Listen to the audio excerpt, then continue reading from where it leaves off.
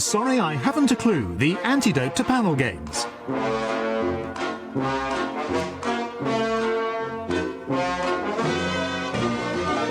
At the piano is Colin Sell, and your chairman is Jack Dee. Hello, and welcome to I'm Sorry, I Haven't a Clue. You join us this week on a visit to Southend-on-Sea. Indisputably a town in Essex.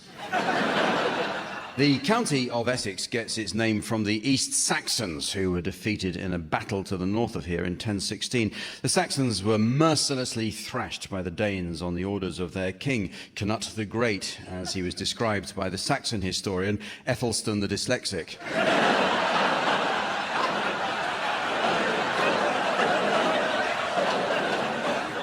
The Essex Literary Society was founded in 1831 by Peter Mark Roget, who wrote the famous Thesaurus, which bears his name.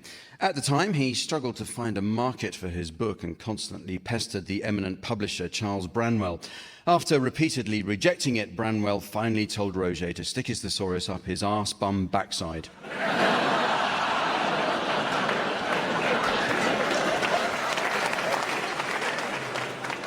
Southend is notable for having Britain's first branch of Starbucks outside of London, which opened in 1997. Before then, the people of Southend had to make their own coffee, shout out their name incorrectly, and then burn a £5 note.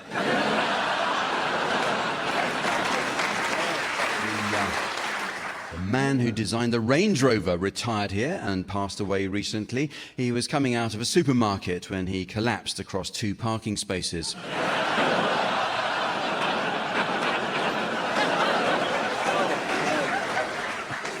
The late film director and restaurant critic Michael Winner had a country home near Great Baddow.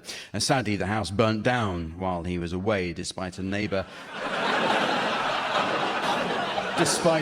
summoning the fire brigade. So that was a waste of a second-class stamp.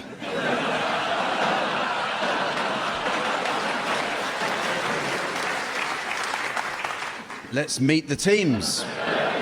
They are. On my left, Barry Cryer and Sandi Toksvig. And on my right, Miles Jupp and Richard Osman. And taking her place at the desk next to me, please welcome our scorer, the ever-wonderful Samantha.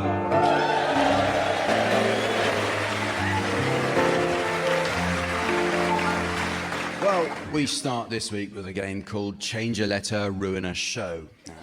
Single letter changes can alter ideas or concepts. For example, simply substituting the letter N for the letter M gave us the noodle bar for pensioners, Wagananas.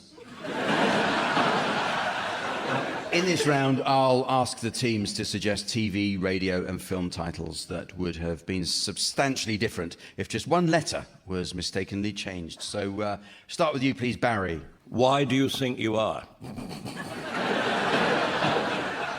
Miles. Grand's Anatomy. Richard. Gove Hurts.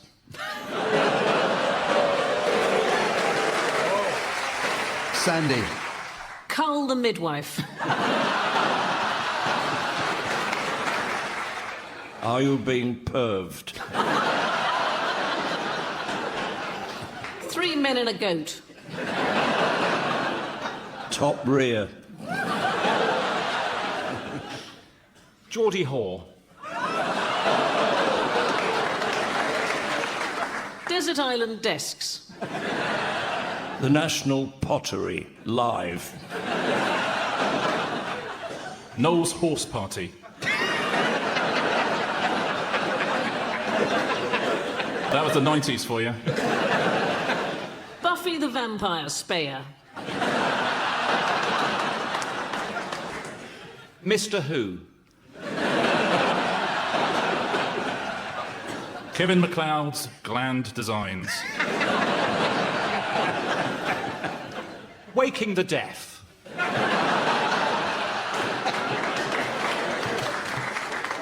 Hash in the Attic. Chunderbirds. Well, the next game is called Word for Word. Now, in this game, each team attempts to exchange unrelated words while the opposing team tries to spot a connection. So, Barry and Sandy, you can start exchanging your words, while Richard and Miles, you should challenge to take over play if you think you've spotted a connection. So, off you go, please, Barry and Sandy. Plinth. Abassinate. Asteroid. Bonquette. Doppelganger. Oh, that's good. I've got 2 bonquettes identical.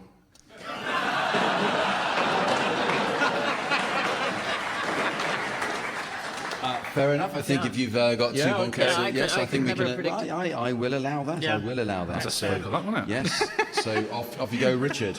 Glow stick. Plumage. Apropos. Cheeks. Hovercraft. Brisket. Lyricism. Sandy. All these words are in a Greek dictionary, and they're trying to fool us by not doing them in Greek. I think you have spotted a connection there, Sandy. I think you're quite right. And we are now into the elimination round, so it's over to Sandy and Barry, where you will be eliminated if a connection is spotted. Furore. Oh. Spritz. Gauntlet. Brassiere.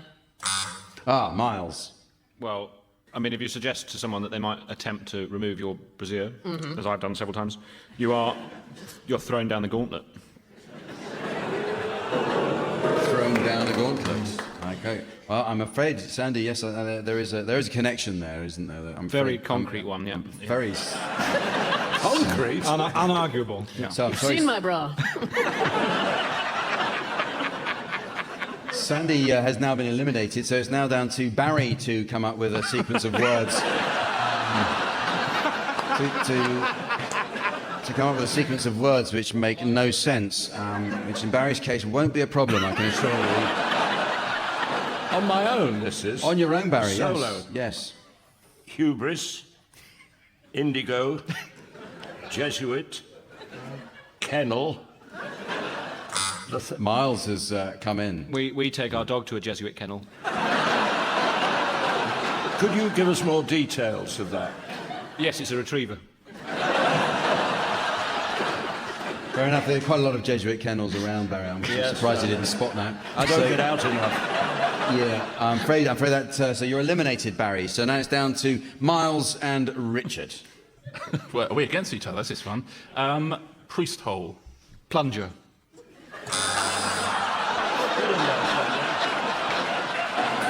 Well, Sandy has challenged that, and I'm very grateful to Sandy because actually I am making up the rules as I go along and realise that there was no one left to challenge.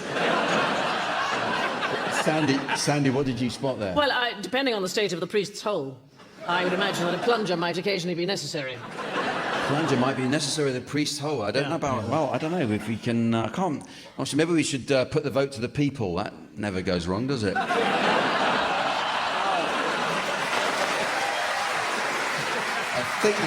I think it's roughly 52-48%. So now it's down to Richard to come up with a sequence of words which have no connection. Okay. Rocket. Chummy. Sandy again. I imagine if you're in a rocket with somebody, you've got to be quite chummy. They're small. They're a confined space. You don't get in a rocket though, do you? You get in the capsule at the top of a rocket. Ooh, pedant. If you were an astronaut, you wouldn't be saying pedant. You would say thank you very much for that information. Is what you would say. I thought you were using rocket as a verb and said, I imagine if you're going to rocket somebody, you'd be quite chummy with them. Oh. No, I misheard it, Yeah. so I simply misheard it. But no, I think, Jack, that means you win. Yeah. I'll buy that. Thank you very much. Okay, well, we come now to the round called Celebrity in a Box, and the rules are self-explanatory. So let's meet today's celebrity, and we're honoured to welcome His Royal Highness Prince William, Duke of Cambridge.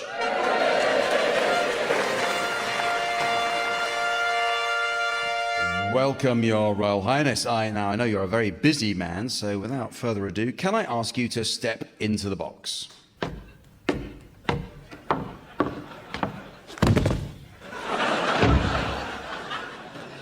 Thank you, and there we are, our celebrity in a box. On to the next round. Okay, the next round takes as its inspiration the world of games. Now, who here hasn't looked at a Monopoly box lid, read 8 years plus and thought, well, that's way too bloody long? The idea is that one team will play a favourite game of theirs, after which the opposing team should attempt to guess the name of the game that they're playing. So, Barry and Sandy, you can start, and the title of your game will now be advertised to the audience via the laser display board. And for listeners at home, here's the mystery voice. Gludo. Gludo. Are you ready? Yes, Barry and Sandy. OK, my turn to guess this time. Was it Professor Gum in the craft room with the epoxy resin? No, it wasn't. Was it Colonel Yoo-Hoo in the bicycle shed with the rubber cement? No, it wasn't him either. Then I'm stuck.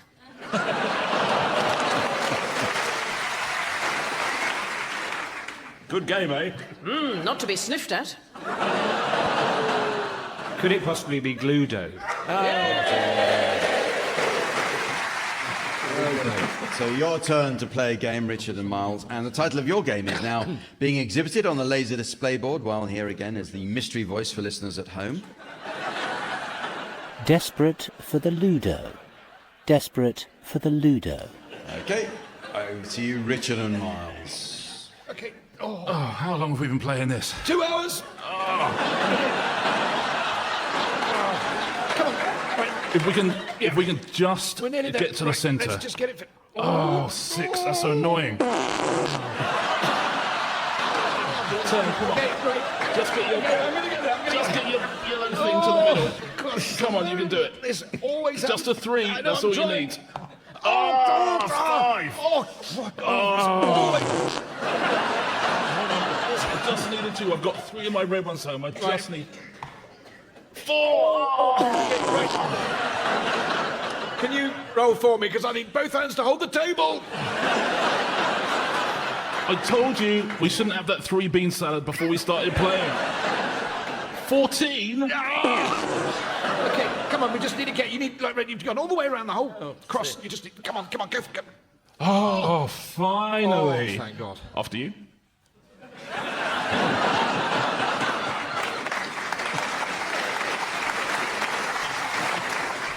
Faintly lavatorial context, I think.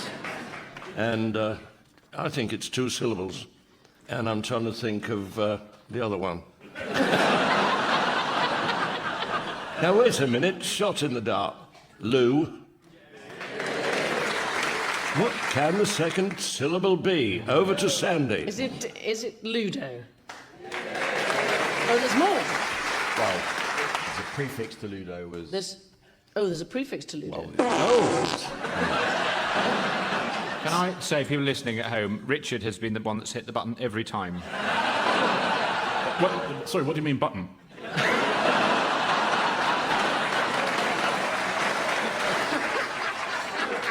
There's a prefix to it. well, you can tell them. The game we were playing is called Desperate for the Ludo. Desperate for the... Oh, yes. And it's brilliant. Much better. Yes. I feel a fool now. I know. I'm trying to stifle my laughter. And I'm managing. This is lovely team play. Lovely team play. Yeah. Okay, well, in this next game, we take a look at eye-catching programme titles. A good programme title can help secure a huge audience, as was illustrated by the recent Channel 4 documentary about the favourite biscuits of the travelling community, My Big Fat Gypsy Creams. The people whose job it is to come up with ideas for radio and TV shows can be remarkably lazy with their programme titles, so I'll ask the teams to share examples of programmes where the content has been contrived to suit what someone thought would make a clever title. Maybe we start with you, please, Miles. Coming up on BBC Three, veteran comedian and ladies' man Barry Cryer hosts a brand new dating and makeover series specifically targeted at the over 80s. That's Snog, Barry, Avoid.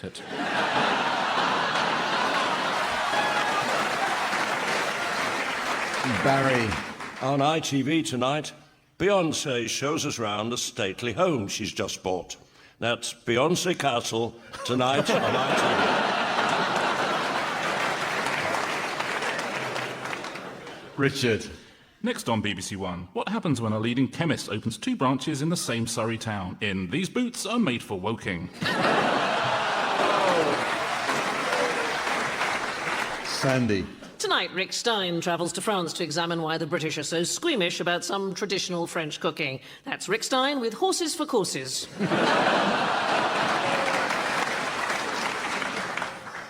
Coming up on BBC4, we look at the intriguing case of how one of Britain's favourite comedians won planning permission to build his new house next to a cemetery.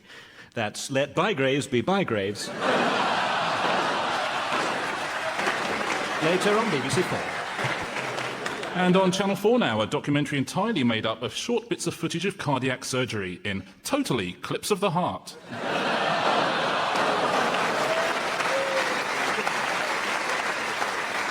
In the Life Scientific, Jim Al-Khalili talks to Professor James Long about his groundbreaking work analysing personality traits from people's urine samples. That's Taking the Piss this Wednesday.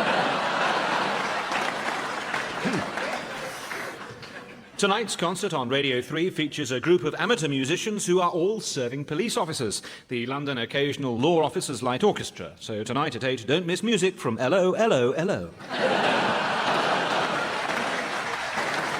On E4 now, the dating show where IT professionals have to win a date and then immediately get dumped in Try Turning It On and Off Again.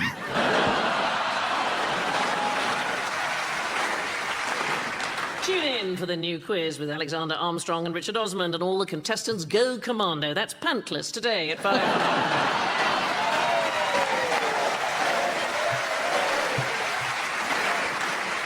This next game is called Just a Minim, and it's a musical version of the long-running wireless favourite, Just a Minute. And Just a Minute has run for over 900 episodes and is kept fresh with regular injections of new blood, as is its host, Nicholas Parsons.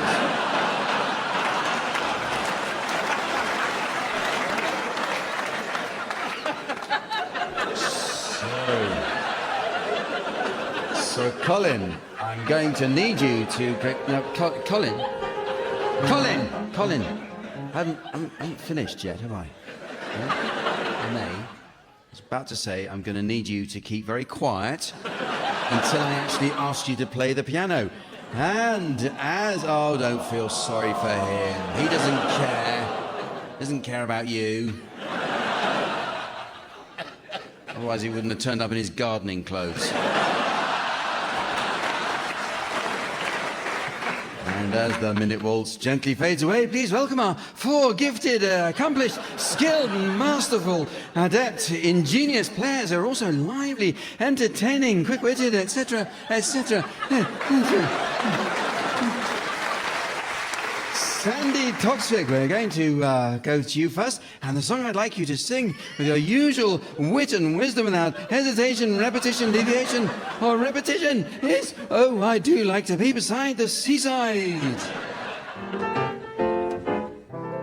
Oh, I do like to be beside the seafront. Me prefer being next to briny deep. Je aime to stroll upon the prom path beach, where the brass pans blatantly on pom teach. So just let me exist along the ocean. I'll conduct life with such glee. And there's lots of girls as well. Me, I'd love sojourning abreast, parallel to Frotham, also the surf.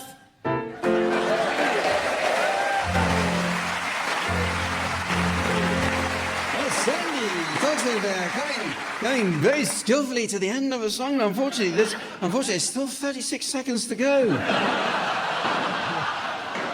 But Sandy's doing so very, very well. What a marvellous, skillful player of the game that we love to play so much. And Sandy, who's played the game we love to play so much, and so on several occasions now, and also always doing very, very, very well with it. And considering she's actually... Considering she's a lady, and we always treat lady players on this show as if they are equal to men players.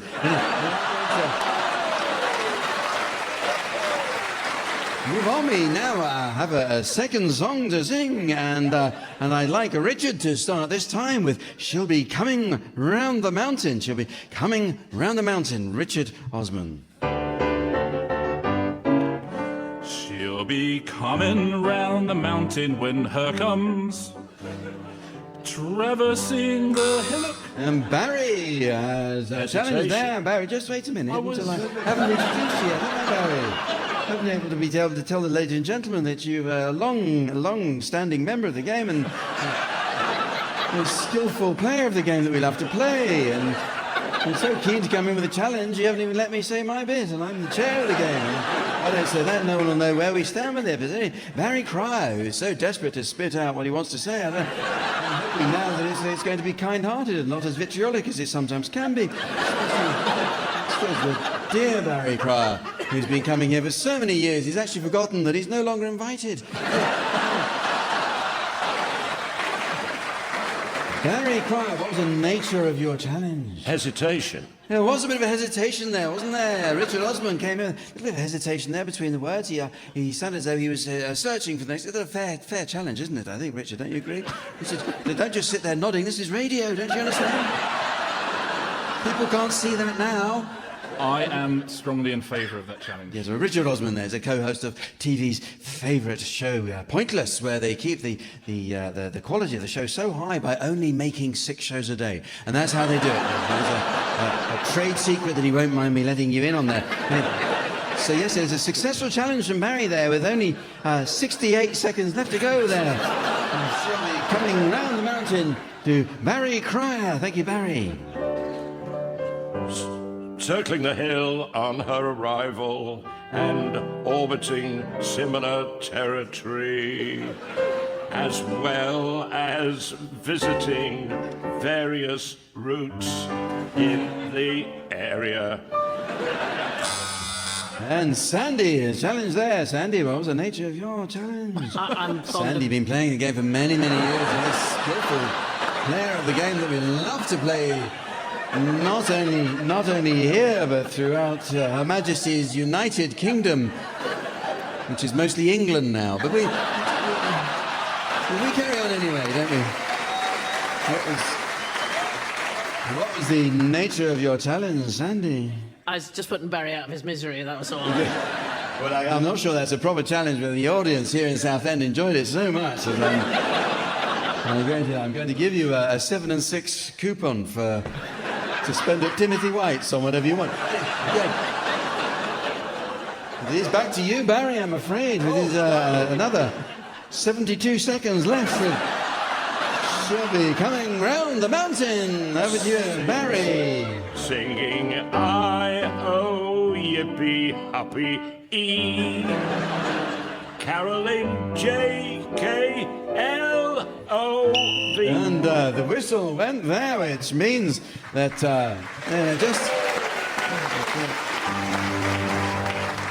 that actually isn't the end of a round whistle. That's called the mercy whistle, that one, isn't it? Occasionally you have to blow it just to help Barry out. But you're doing very, very well there, weren't you? A seasoned player of the game. We love to play there, but didn't quite get the end there. But we have sadly come to the end of our time with Just a Minimum, so don't forget to tune in next week. And we are indebted, which is why we keep playing the game so much.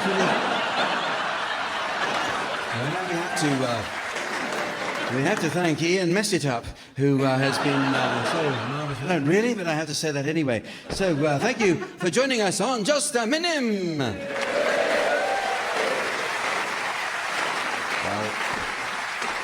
Well, ladies and gentlemen, it's very nearly the end of the show, but there is just time to fit in a quick round of Essex Song Book.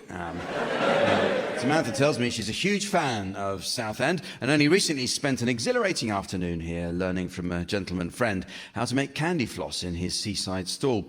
How they laughed as she grabbed his wooden stick in her hand and watched as it grew bigger and bigger. Imagine her surprise when it flew off before she'd finished, leaving her with a very sticky sleeve.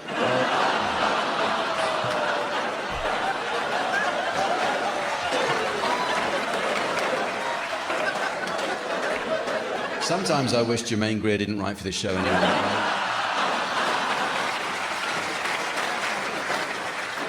Teams, I'd like you to suggest song titles likely to be popular with people who live in Essex. Sandy, you could start, please. Don't let the sunbed go down on me. Miles. I'm still Stansted. Richard. By the rivers of Basildon. Barry. And now Southend is near. Hey, Mr. Tangerine Man.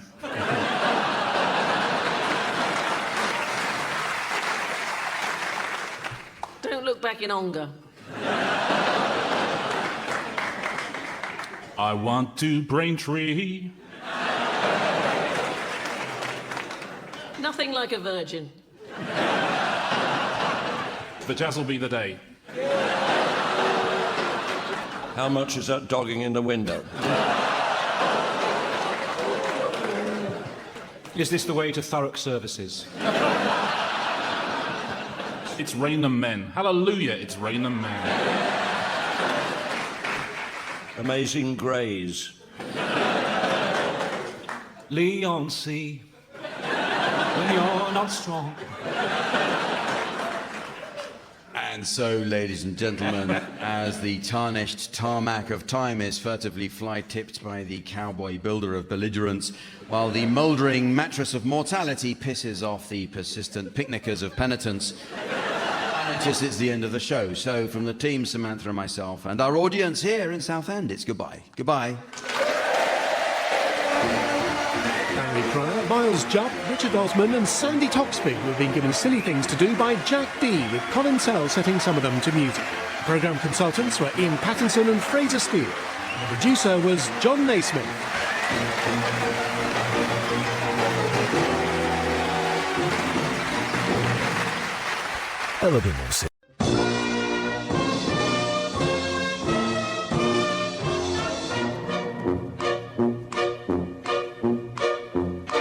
We present I'm Sorry I Haven't a Clue, the antidote to panel games.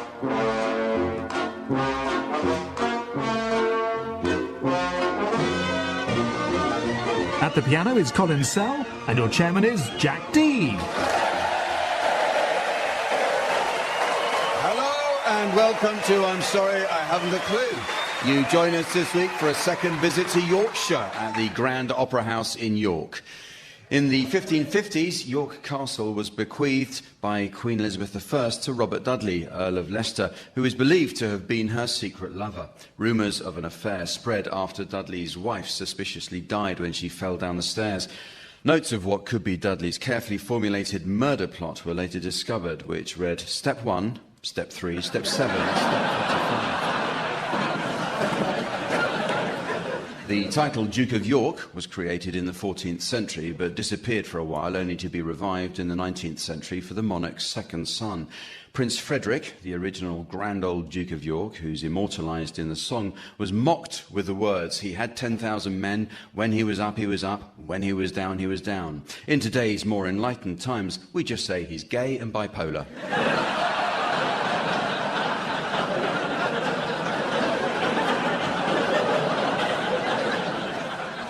The Victorian explorer and adventurer Augustus Henry Lane Fox Pitt Rivers was born here. In the winter of 1847, he set off across Arctic Canada to find the Northwest Passage. Dressed in tweeds and strong brogue shoes, riding his polo pony with his butler, chambermaid and pastry chef trailing in a dog cart, Pitt Rivers didn't find the Northwest Passage, but he did discover that Eskimos have over 40 different words for tosser.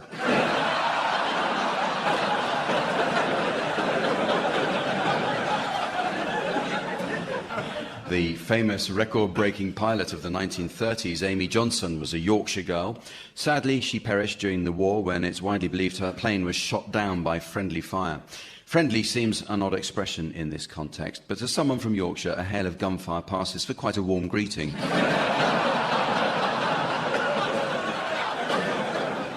Britain's first sat-nav was sold in York. The proud new owner set off for Hull, only to find he typed hole by mistake. He still got there.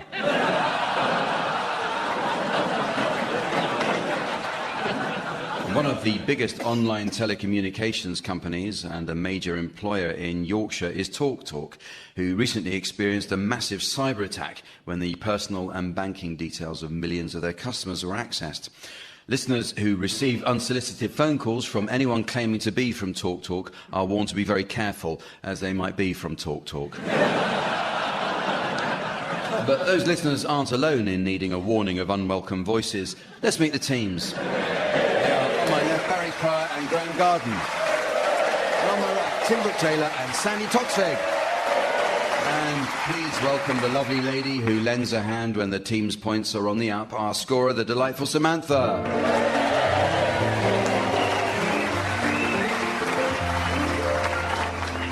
Well, we start this week with some new additions to the Uxbridge English Dictionary. A good dictionary is essential for learning the correct use of similar terms. For example, many people don't understand the subtle difference in meaning between the words bequeath and bestow. Well, bequeath means to hand down or pass on, whereas bestow is that brown stuff you make gravy with.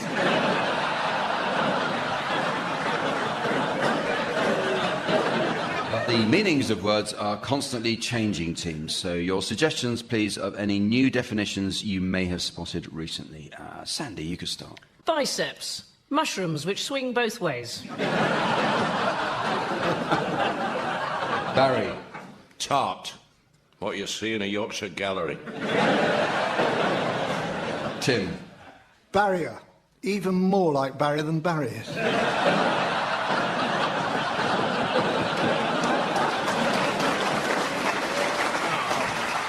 Graham. Satsuma, Japanese wrestling when sitting down.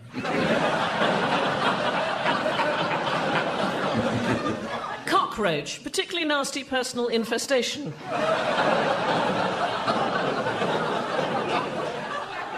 Putin. Inexpensive bedpan.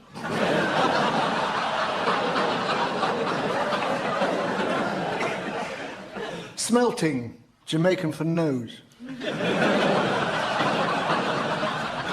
Hurdy-gurdy, opposite of his-de-gurdy. Lieutenant. Person renting your toilet. Bloating, Jamaican whistle. Obituary, Irish spitefulness. Sorting, Jamaican rash.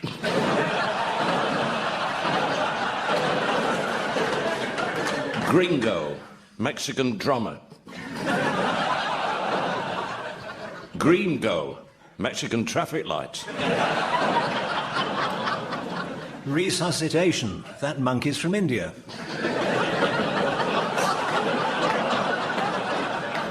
Daunting, sunrise in Jamaica.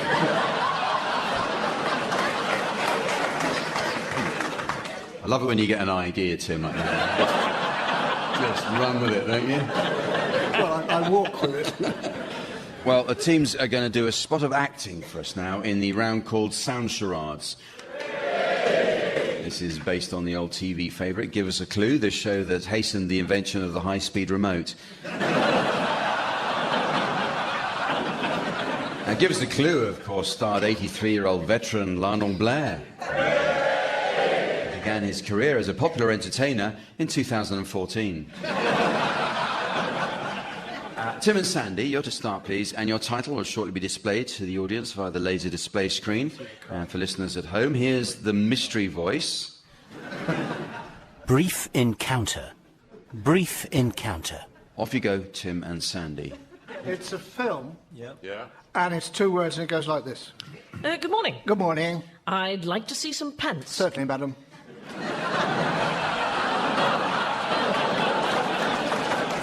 Would you pop them on the work surface? Certainly.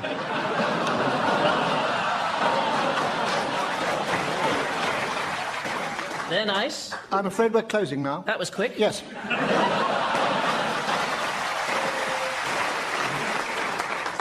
All quiet on the Y front. No.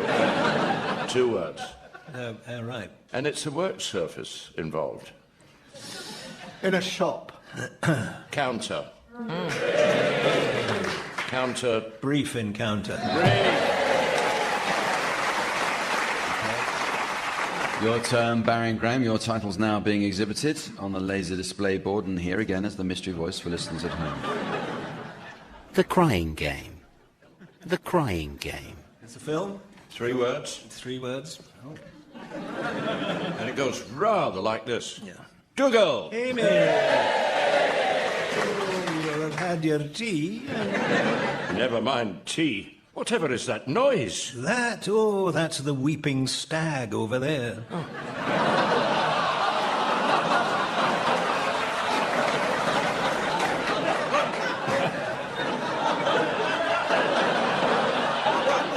I need ask. What's upset him? Oh, who knows, but those pheasants are in tears too. And the wee grouse are sobbing their hearts out. Partridge and snipe and the hares are all inconsolable as well. It's terribly sad, but I can't say I care. Goodbye. Goodbye. Is it possibly the Crying Game? Have another round, please, for Tim and Sandy. And here's your mystery voice at home. Mrs. Brown's Boys. Mrs. Brown's Boys. Televisual programme, and it's got 3 words, and it goes like this. Hello, madam. Oh, hello. Is your husband with you this afternoon? No, capabilities working in the garden as usual. And these must be your sons. Do they take after their father, may I ask? Oh, not a bit. Say hello to the nice man, incompetence and ineptitude. Oh, how very charming. And what of your third son, may I ask? Impotence? Sadly, he couldn't come.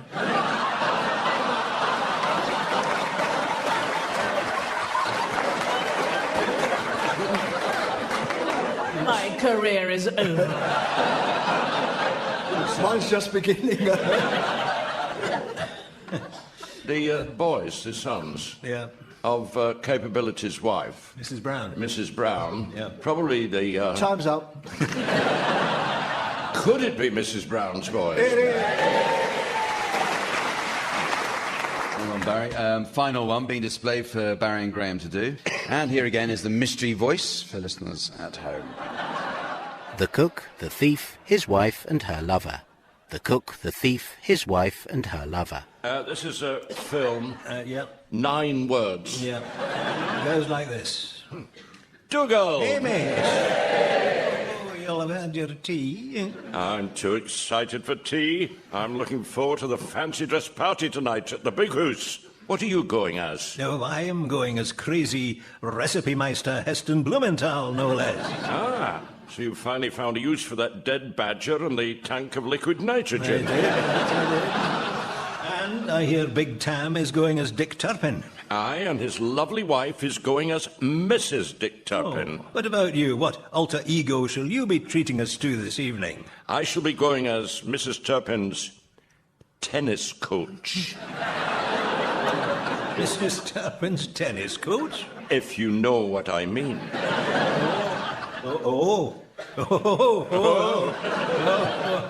Say no more. What a fine I force. said say no more.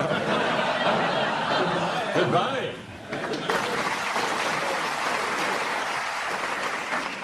A chef and a highwayman.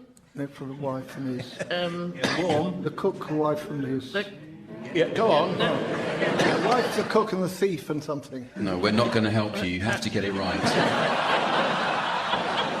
It's like being at school It starts suddenly. with the cook, right? It's got the cook. The You're wife, getting there. You're The getting cook, there. the cook, the thief. the wife and his lover. And or- her lover.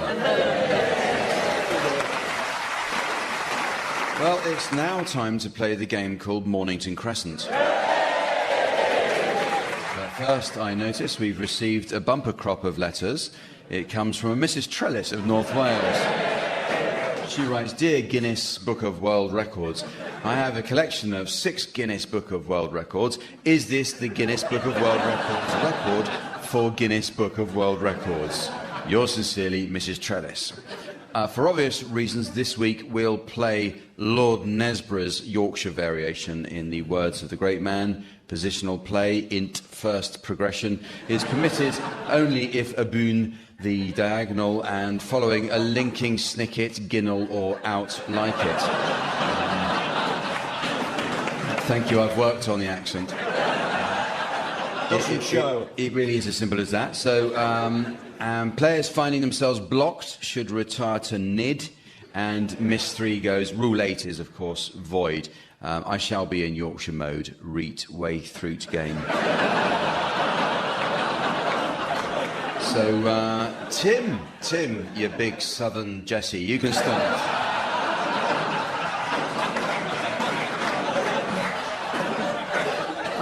I'm proud of it. Gooch Street.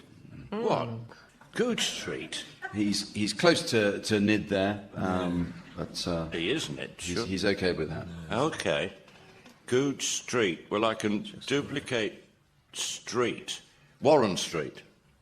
Oh, surprisingly good. But linking Snicket Ginnell, Yeah. I'm going to go straight to Seven Sisters. Yes. That's a crowd pleaser. Right, I've got to get out of that snicket, haven't I? Right, I need a 6. M-R-D-E-N. Morden.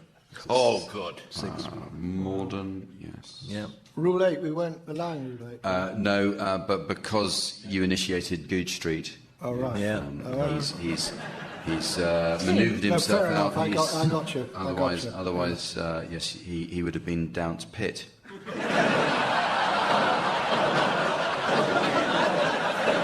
I see this. I don't really. Pimlico. Victoria. Victoria. Just because he's from Yorkshire doesn't mean you have to. I could do a flat cap fail, couldn't I, on this point? Yes, that's certainly permitted. Yeah. Totteridge and Whetstone. Ooh, Oh, I like it. well done, Flower.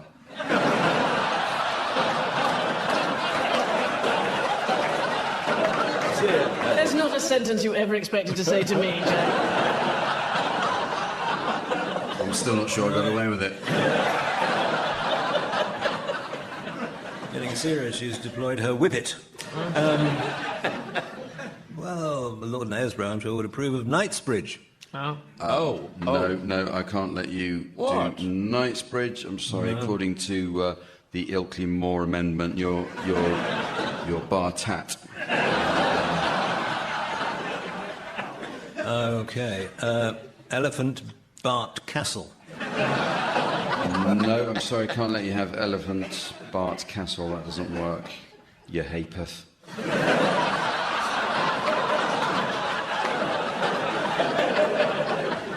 Feeling all right, Jack? I've done my homework. You come up here with your fancy London ways. You can give us Knightsbridge. Try again, Graham. What? Clapham. Clapham, yes. That's okay. That was a command.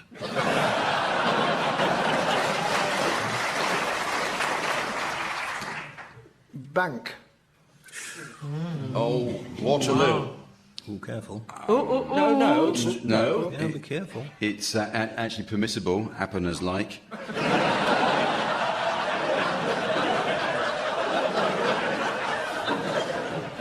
Burnt Oak. That's Boone the Diagonal. Yeah, of course it is. Right. I'll have to go to the foot of our stairs.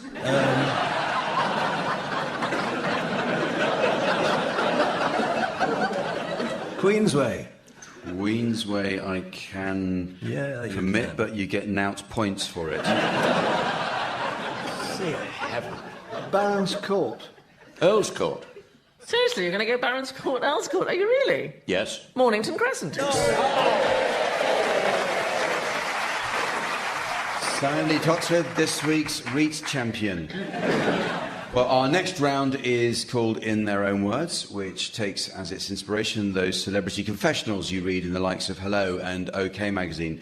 Earlier today, I was excited to see that Tim had left his personal diary unattended, so you can imagine my disappointment when it turned out to be his work diary for 2016, and as white as Nigel Farage's dream pub. Okay, teams, I have with me today the words of billionaire property magnate and US presidential candidate Donald Trump, which have been interrupted at certain key places. Your job, teams, is to try to fill in the missing bits. Okay, so this is Donald Trump talking about himself. I have the right temperament, I have the right leadership, I've built an incredible company, I wrote the #1 selling business book of all time, Trump, The Art of the... Fart. The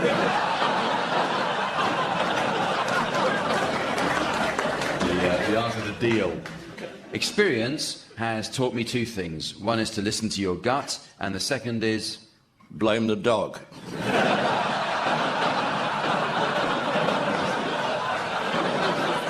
is that you're generally better off sticking with what you know. And this is Donald Trump on women. You know, it doesn't really matter what the media write as long as you've got a young and beautiful piece of... cat's fur on your head.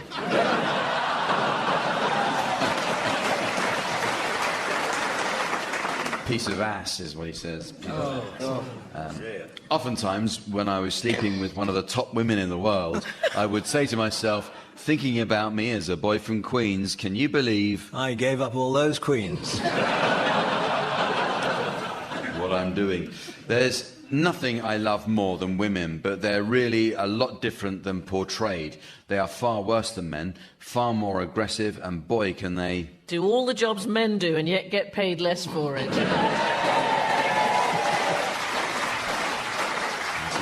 Boy, can they be smart. I have seen women manipulate men with just a twitch of their eye, or perhaps... the use of a carefully constructed sentence with surprisingly complex words.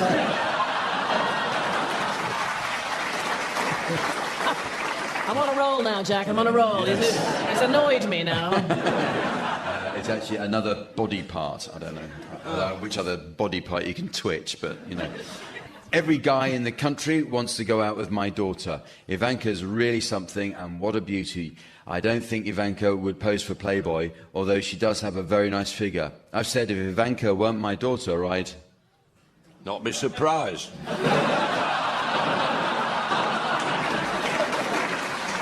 What he says is, I've said if Ivanka weren't my daughter, I'd be dating her. Which is wrong on so many levels. And about his hair, my hair may not be perfect, but it's... machine washable.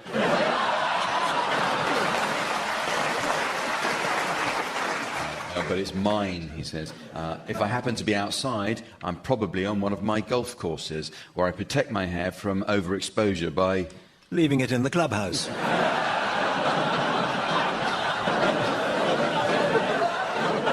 I'm wearing a golf hat. On ethnic minorities, brace yourselves. Black guys counting my money, I hate it. The only kind of people I want counting my money are... those nice guys at the laundry. Short guys that wear yarmulkes every day. When the Nigerians on the street corners who don't speak a word of English, who have no clue, who are selling watches for some guy in New Jersey, when I walk by, those guys say, Trump, Trump. That's when I know I've... learned a Nigerian word for pillock. I've got total recognition. On the Republican presidential nomination, one of the key problems today is that politics is such a disgrace. Good people don't go into government. I'd want to... keep that tradition going. I want to change that. President Trump would believe very strongly in extreme military strength. He wouldn't trust anyone. He wouldn't trust the Russians. He wouldn't trust our allies. He'd have a huge military arsenal, perfect it, and... live in a volcano with a white cat.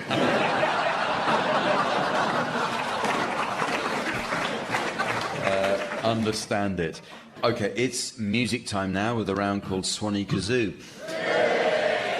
This is where the teams duet to combine the celestial sigh of the Swanee whistle with the bronchial hack of the kazoo.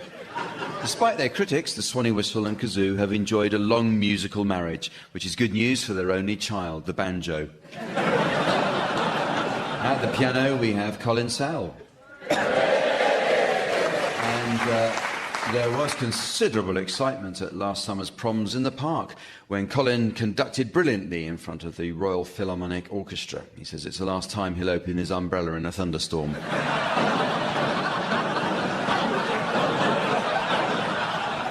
Tim and Sandy, you can start, and I'd like you to provide us with a rendition of the morning song from Peer Gynt to feature Sandi Toksvig on the kazoo and Tim Brooke-Taylor on the swanny whistle.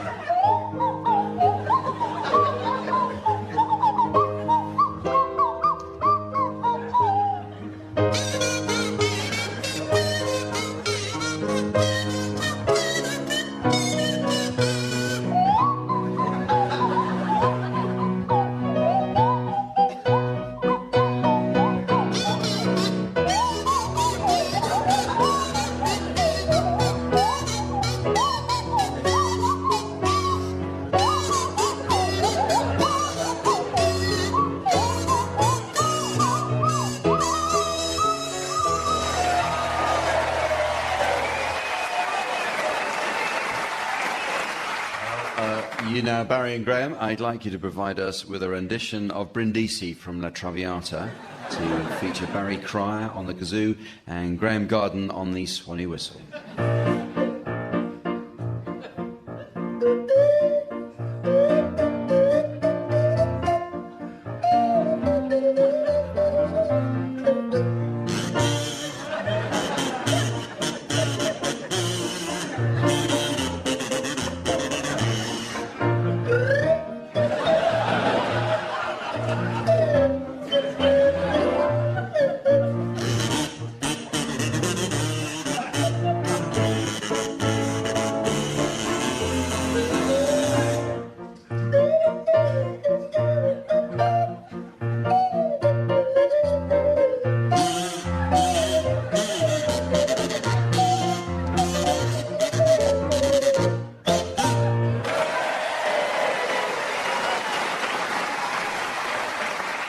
Very nearly the end of the show, but there is, I think there is just time for a quick round of Pig Farmer's Songbook.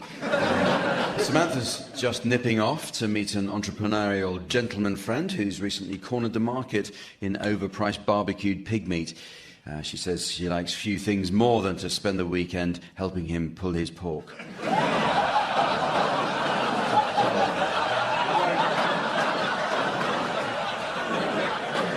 So, teams, I'd like you please to suggest song titles likely to be popular with an audience of pig farmers. Can you start, please, Sandy? Crackling Rosie. Graham. Mistletoe and swine. Barry. I got you, babe. Sex and drugs and bacon roll. I ham what I ham. Pack up your truffles. New pork, new pork. Lucy in the sty with diamonds. You're a pink toothbrush, I'm a Gloucester old spot.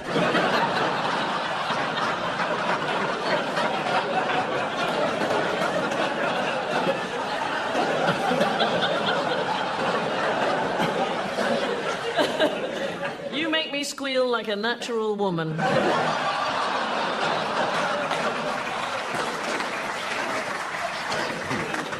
And so, ladies and gentlemen, I notice that the clock, like a junior Sudoku, has beaten us again. So from the team, Samantha, myself, and the good people of York, it's goodbye. Goodbye. Barry Cryer, Graham Garden, Tim Brooke-Taylor and Sandi Toksvig have been given silly things to do by Jack Dee, with Colin Sell setting some of them to music. The programme consultants were Ian Pattinson and Fraser Steele, and the producer was John Naismith.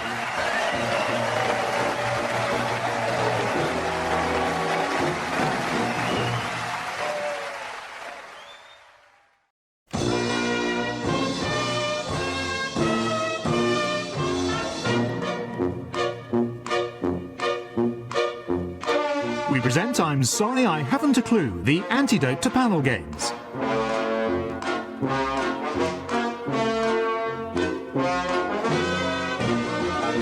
At the piano is Colin Sell, and your chairman is Jack Dee.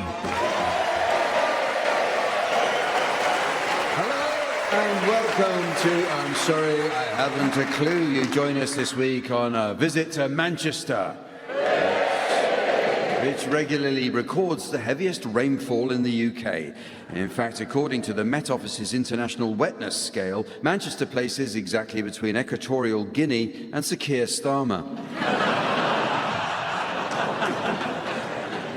In 1830, the Duke of Wellington opened the world's first passenger railway here. The Manchester to Liverpool line is still one of the busiest routes in the northwest, and every day dozens of Mancunians make the 40-minute journey to Liverpool for shopping, sightseeing, and retrieving stolen mountain bikes. Manchester's famous Curry Mile on the Winslow Road is home to a huge collection of Indian restaurants and takeaways. The Curry Mile is actually only half a mile long. It just feels like a mile when you're desperately trying to make it back to your house in time. It's not for nothing that the area is called Rush Home.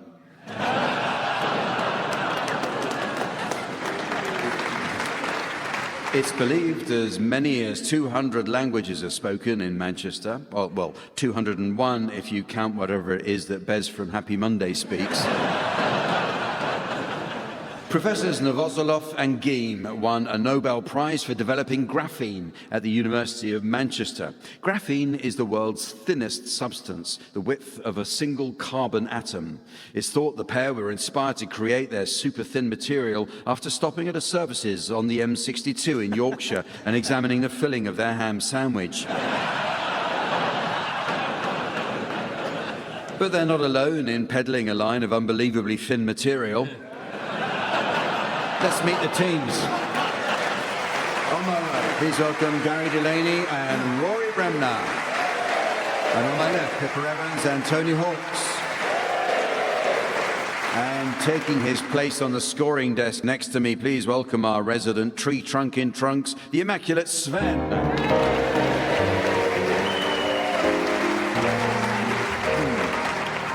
Well, we start this week with some new additions to the Uxbridge English Dictionary.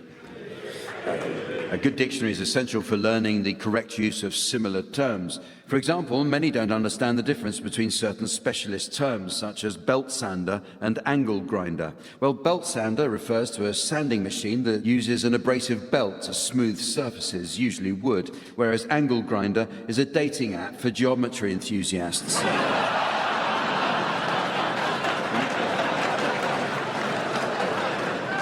But the meanings of words are constantly changing, teams. So your suggestions, please, of any new definitions you may have spotted recently. Pippa, you can start this. Misconception. Teenage pregnancy. Gary.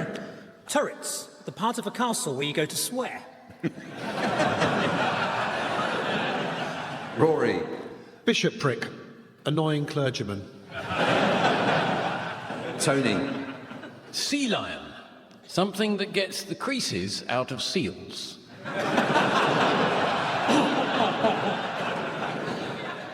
Hippocampus. The part of the brain used to imagine what it would look like if hippos went to university. Netanyahu. An Israeli search engine.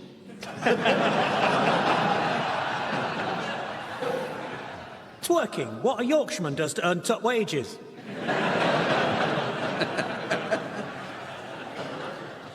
Terse. What a Geordie has at the end of his feet. Jocular. Scottish vampire. Pilot whale. The first ever whale. Tendentious. 5 pairs of false teeth. Simian. A state of semi-arousal caused by watching monkeys have sex.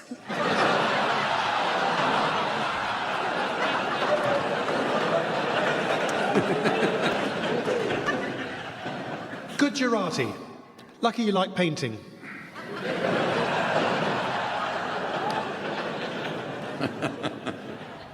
Okay, well, the teams are going to sing along to some well-known songs now in the round called Pick-Up Song. In this round, Sven will spin the discs, and each of you teams will sing along to your records until Sven turns the music down. If, on its return, you're within a gnat's crotchet of the original, I'll be awarding points. And points mean a frankly stomach-churning exercise in the denial of independent thought. What do points mean? Yes. And this week's prize is the perfect high-fidelity system for your classic flying car. It's this Chitty Chitty Bang Bang and Olufsen. Gary, you can start, and I'd like you to accompany Manchester band, the Bee Gees, singing Staying Alive. Well, you can tell by the way I use my walk, and I'm a woman's man, no time to talk. Music loud and women warm, I've been kicked around since I was born. That's all right, I'm okay. You may look the other way. We can try to understand the New York Times effect on man. Whether you're a brother or whether you're a mother, you're staying alive, staying alive. Feel the city breaking and everybody shaking, and we're staying alive, staying alive. Ah, ah, ah, ah. Staying alive, staying alive. Ah, ah, ah, ah. Staying alive.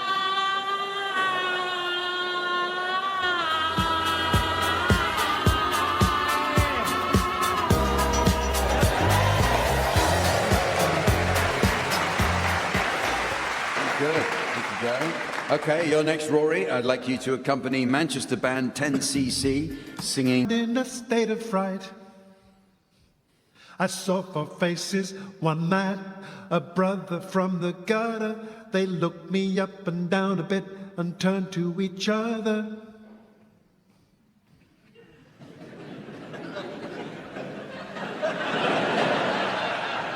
I say, I don't like cricket. Oh no, I love it. I don't like cricket. Oh no, I love it. Don't you walk through my words, got to show us some respect.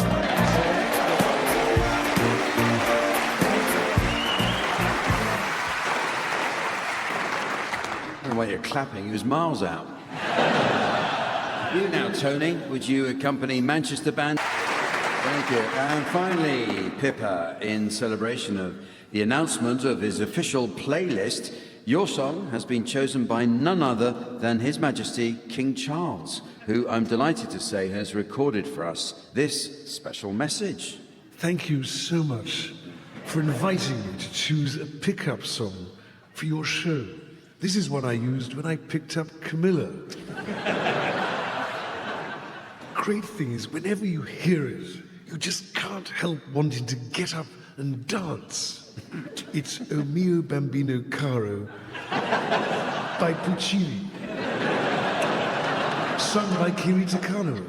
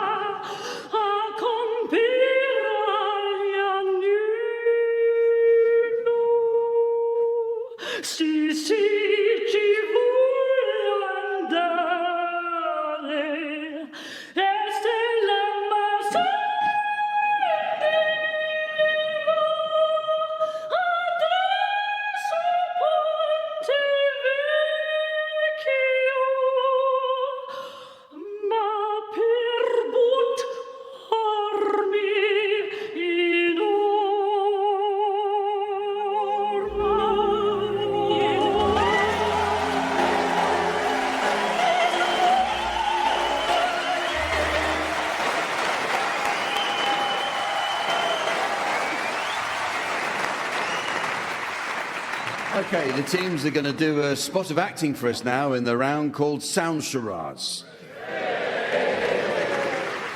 In our version of charades, team members are permitted the use of their voices. Pippa and Tony, you're to start, please, and your title will shortly be displayed to the audience via the laser display screen. And for listeners at home, here's the mystery voice. Whose line is it anyway? Whose line is it anyway? Okay, off you go, Pippa and Tony. Right, this is a TV show. It's got 5 words. Okay. I really must insist you remove your petticoat and take down those knickers. I beg your pardon. And that blouse and stockings. But I've only just hung them out to dry. Ah, that's as may be, madam. But this is my garden. It should be quite obvious to anyone that one end of the cord is tied to my house and the other to my tree. Both on my side of the hedge. But I always hang my washing here. Not anymore, you don't. You can't stop me. Can't I? Then answer me one simple question.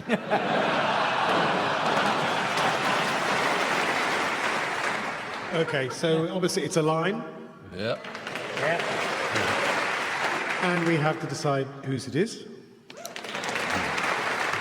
Whose line is it anyway? Okay, it's your turn, Rory and Gary. Your title is now being exhibited on the laser display board. And here again is the mystery voice for listeners at home. Ice Age. Ice Age. So it's a film. Yeah. And it's 2 words. Film, 2 words. Hey up, Obadiah. You making your famous stuffing? Aye.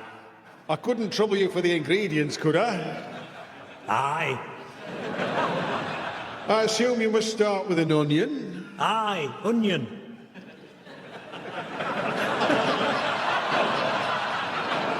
And a clove of garlic. Aye, garlic. Breadcrumbs. Aye, breadcrumbs. And maybe an egg to bind it. Aye, egg. And finally, sage. Aye.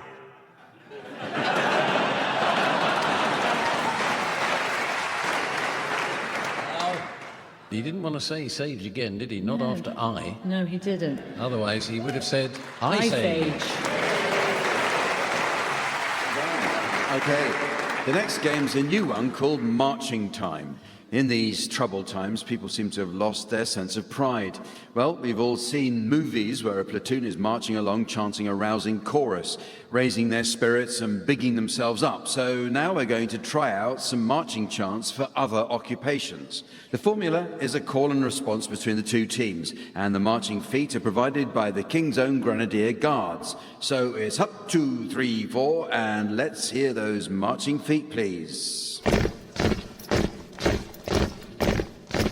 Right, I'll call out the name of each team in turn together with the name of a different occupation or group, after which you teams will begin your chant. And the first up is Rory and Gary. And you, Rory and Gary, will be the Greater Manchester Police.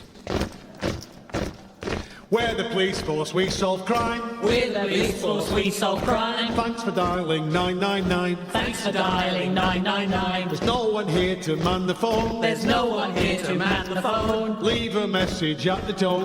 Leave a message at the tone. Okay, your turn now, Tony and Pippa, and you will be supermarket self-checkout supervisors. Standing watching all of you. Standing watching all of you. Scan every other item through. Scan every other item through. To stop you stealing, I'll get tough. To stop you stealing, I'll get tough. I don't get paid enough. I don't get paid enough. Back to you, Rory and Gary, and you'll be former Mock the Week panellists. Once on TV, I was hot. Once on TV, I was hot. In my 50s, now I'm not. In my 50s, now I'm not. All the kids think I'm a bore. All the kids think I'm a bore. So here I am on Radio 4. So here I am on Radio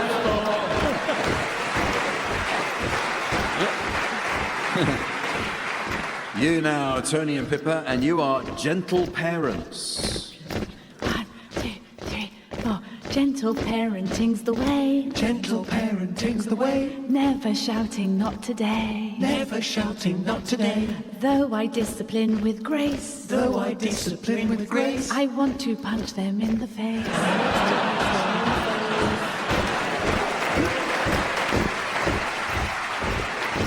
you again, Rory and Gary, and you'll be Tesla owners. Out of range, the battery's dead. Out of range, the battery's dead. Now we're walking home instead. Now we're walking home instead. To save the Earth, we took a punt. To save the Earth, we took a punt. But it turned out Elon isn't nice.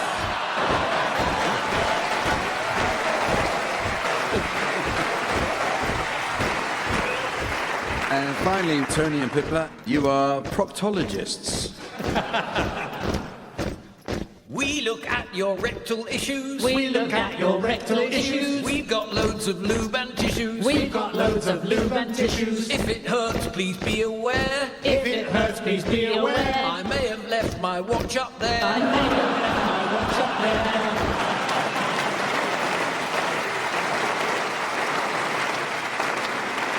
Well, it's now time for a round that's all about the world of broadcasting, which seems to announce a new programme commission daily. For example, Amazon Prime have announced a new reality show in which a disagreeable, boorish man suffers a midlife crisis, leaves his wife, and with no relevant experience or qualifications, opens a chemist shop, then grumbles how it doesn't make any money. It's called Clarkson's Pharmacy.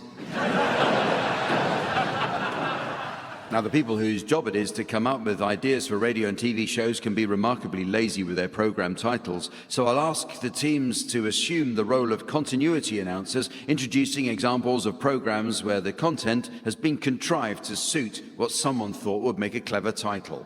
Tony, you can start. Coming up next on BBC One, the crime drama set on a well-known Scottish archipelago, now sadly polluted by sewage discharge.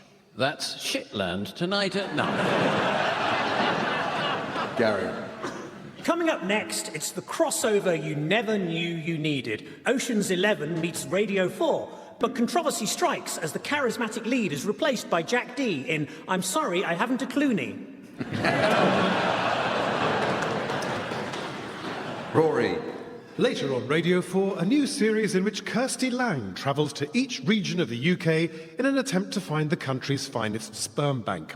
That's Round Britain Jizz this Friday at 11:30.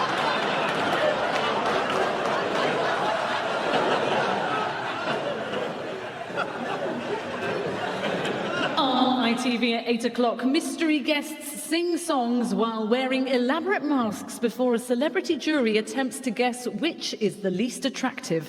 That's The Masked Minger at 8 o'clock.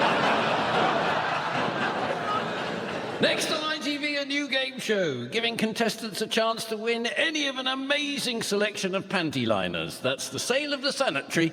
Next one. Coming up next, Chris Hemsworth is back in the Marvel crossover that's also a sequel to Frozen. Thor. A fantasy epic on BBC Now with a tale spanning multiple worlds in which a threatening godlike figure suffers several bouts of sexually transmitted infections. That's His Dark Venereals, BBC.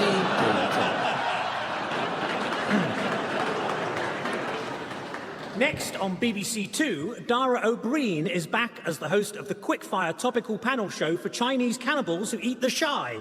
It's Wok the Meek.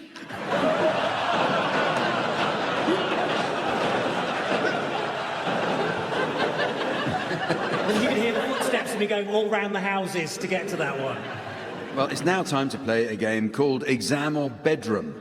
We all know the secret to exam success is intensive preparation, be it a driving test or a maths exam.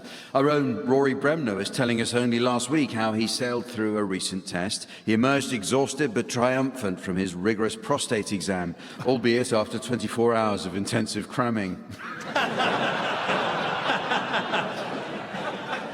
Well, teams, in this round, I'd like you to come up with phrases that might be suitable to use both in the bedroom and during an exam. You can start, Gary. Turn over now, please.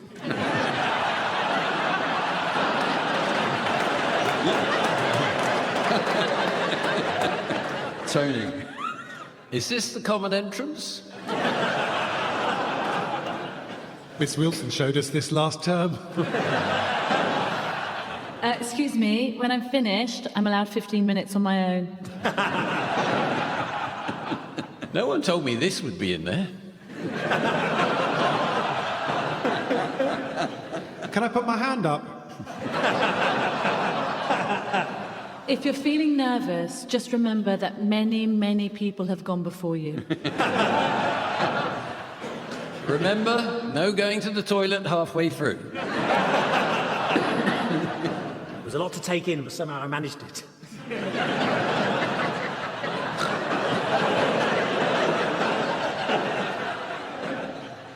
I'll need another sheet. Well, it's time for some music now in the round called Swanee Kazoo. This is the round where the teams duet combine the ambrosial whisper of the Swanee whistle with the bronchial burp of the kazoo. The kazoo made the news recently at Sotheby's when a rare 18th century Viennese kazoo came under the hammer. And when the hammer didn't work, the auctioneer smashed it with a house brick. Providing piano accompaniment, we have Colin Sell.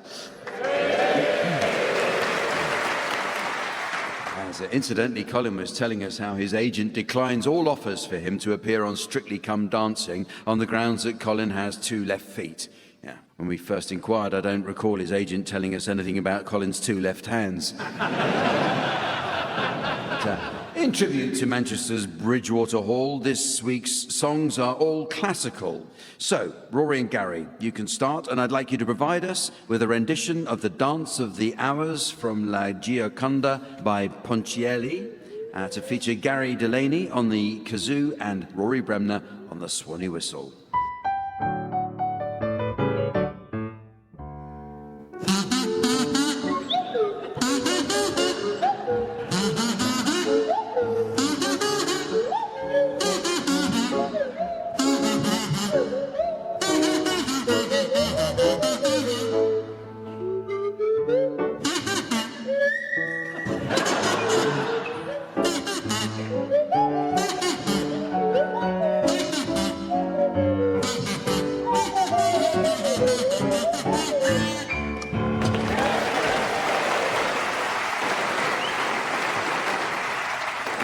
Tony and Pippa, I'd like you to provide us with a rendition of the Pizzicato Polka from Sylvia by Delide, to feature Tony Hawks on the kazoo and Pippa Evans on the Swanee whistle.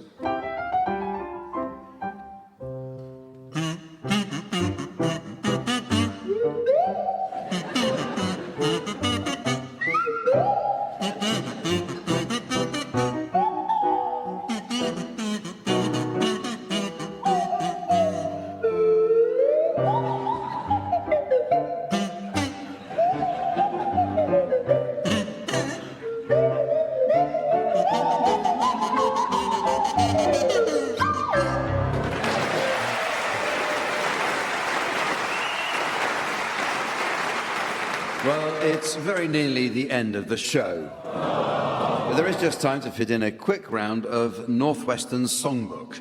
Sven recently visited the Northwest to play a game of rugby league with a team of strapping northern lads he met for the first time in the changing room before the game. Though renowned for his spectacular tackle, Sven was understandably nervous he might not fit in.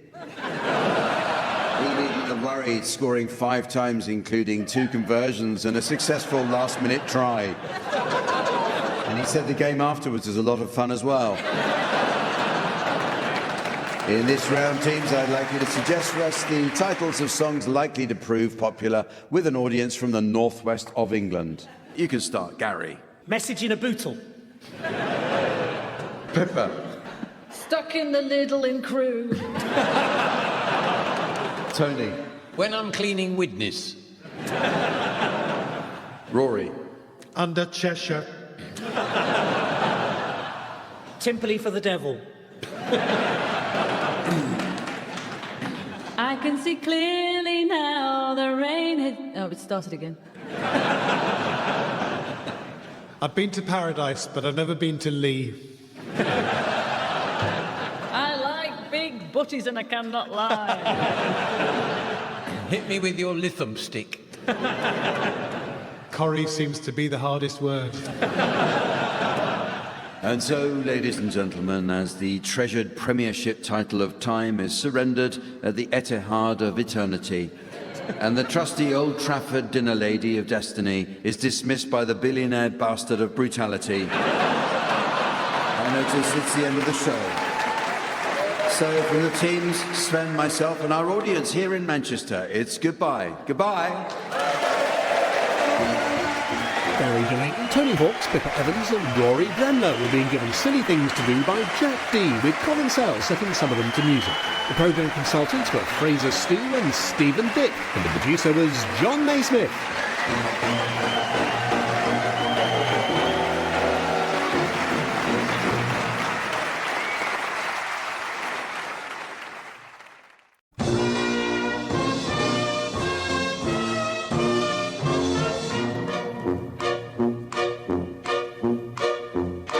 We present I'm Sorry I Haven't a Clue, the antidote to panel games.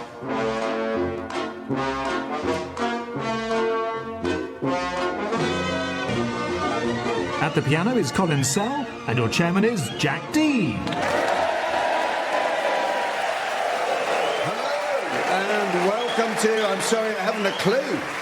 You join us this week on a visit to Warwick. Warwick's magnificent castle was originally built to ward off attacks from the north and features a hole in the gateway through which the defenders would throw rocks, hot water and boiling oil at the invading hordes. They did eventually stop using boiling oil after they found it was actually attracting northerners keen to make chips. In the 16th century, Warwick Castle served as the temporary home to an elephant from a travelling circus. An elephant was an unheard-of sight in those days, and the creature attracted a huge crowd drawn from all over the West Midlands. Indeed, it remained the biggest recorded crowd in the region until March this year, when a bin lorry was spotted in Birmingham.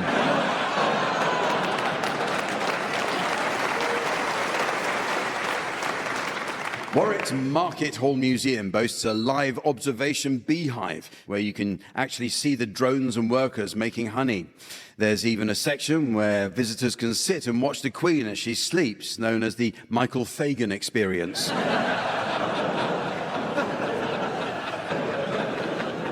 Yeah, one for the teenagers, that, isn't it? Let's meet the teams. On my left, please welcome Miles Jupp and Lucy Porter. And on my right, Marcus Brigstock and Harry Enfield. And taking her place at the desk next to me to enjoy an evening of scoring, please welcome the ever-delightful Samantha.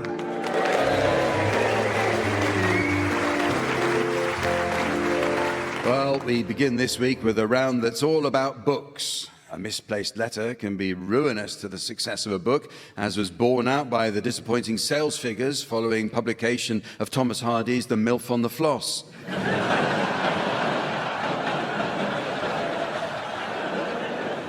And similar is true for the authors themselves. So, teams, in this round, I'd like you, please, to suggest the names of certain well-known authors for whom the simple change of a single letter would have proved ruinous. You can start this one, Marcus. P.G. Woodlouse. Lucy. Barbara Fartland. Harry. David Wally I-Ams. Miles. Muriel Spank. Sir Arthur Conan Doyle. Oscar Wilde. Leo Toy Story. Fartin Amis. Neville Shite. Jilly Pooper. Salman Rushdie. The Irish Chekhov Anton Chekhov. I was going to change one letter of Kurt Vonnegut, but I don't think we'll get it on.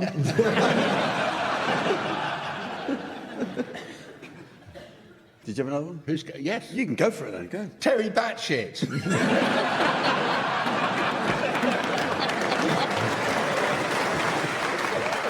I've got another one. Go, please.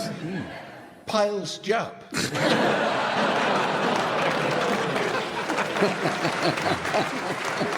I've got another one. You go. Jack Wee. Well, this next round is called Word for Word, and it's all about words. Every year, more than 3,000 new words and phrases are added to the Cambridge Dictionary, the latest being the word mid, which is defined as describing something that is mediocre, unimpressive or disappointing. But of course, I don't need to tell that to the audience here in Warwick, many of whom will have lived their entire lives in the Midlands.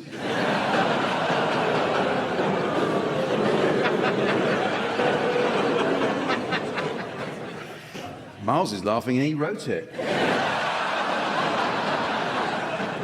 In this round, each team takes it in turn to exchange a series of words, while the opposing team should challenge if they detect a connection between any of these words, okay? I'd like you to start exchanging completely unconnected words, Marcus and Harry. Lucy and Miles, it's your job to try to spot a connection. If I uphold the challenge, I'll ask you to take over, and so on. Off you go, please, Marcus and Harry. Bubble wrap. Battleship. Apple juice. Cashew. Winky. Lucy, cashew, winky, something you want to tell us? I mean, you've seen where I'm going. I have seen a winky that looks like a cashew. Salted or dry roasted? I'm not sure I'm going to give you that challenge. I think that I think we'll try and take it up a notch, cerebrally. Should we try and just absolutely, try and keep it a little bit clean cleaner, from now highbrow. on? So back to you, Harry and Marcus. Divan. Filter. Honky tonks. Solid. Curtain rod. Funnel. Miles, curtain rod funnel. Absolutely disgusting.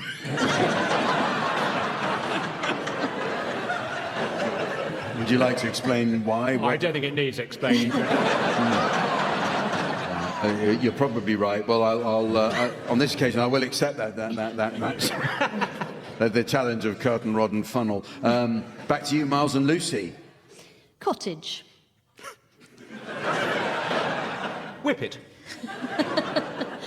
Threat.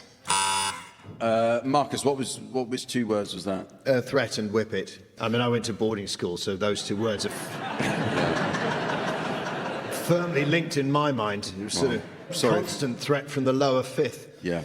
Please be careful not to trigger other panellists while you're playing this game. I'm surprised Miles could get the words out, to be honest.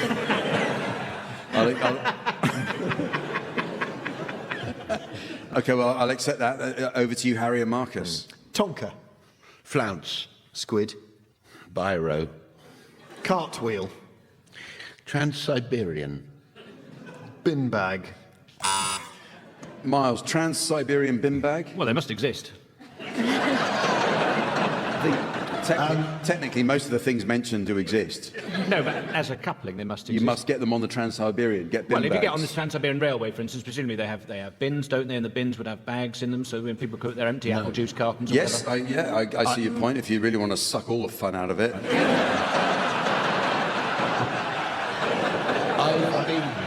I've been on the Trans-Siberian Railway. And can you attest? There were no bin bags. No bin bags.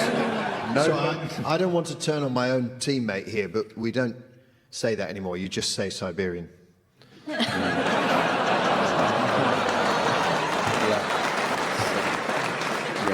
Siberian.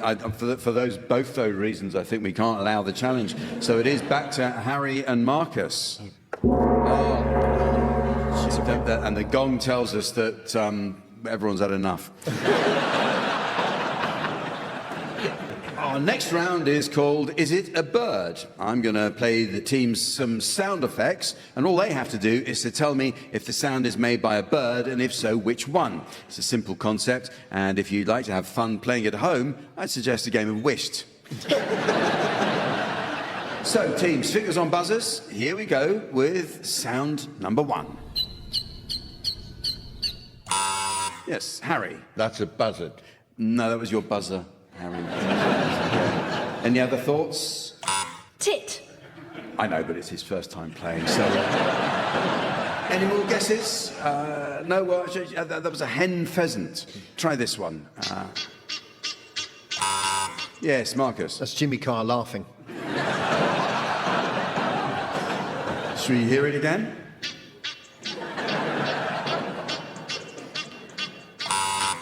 Lucy? That's a bird, and I think it's reversing.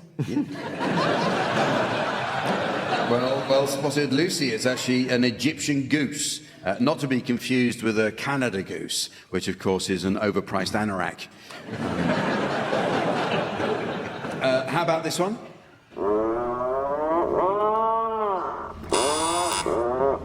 Marcus, you buzzed? Yeah, I mean, that sounds like a bird I once went out with.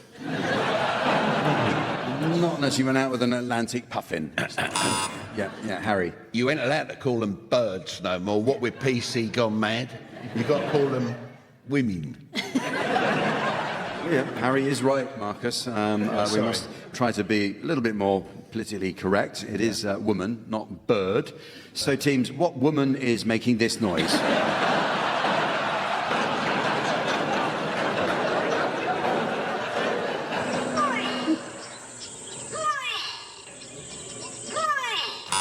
Yes, Marcus. Well, that sounds like the wife. It was actually the grey go-away bird. See, told you. Jack, could I have a turn? Yeah, very well, Miles.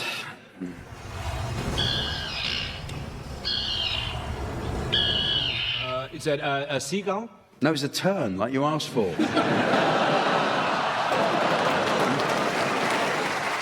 Okay. How about this one?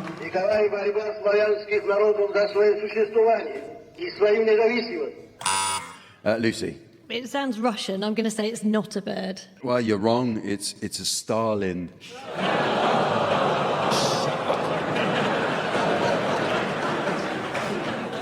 All right, how about this one? Miles? Pigeon. I need a bit more than that, please. Do you want to hear it again? Wood pigeon. It is a wood pigeon, yes. How about this one? Clay pigeon. Yeah, excellent.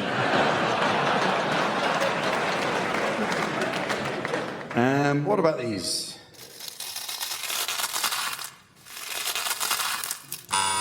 Harry? I think those are corncrakes. Yeah, easy mistake. They're actually Frosties. So here's a tricky one. Listen to this.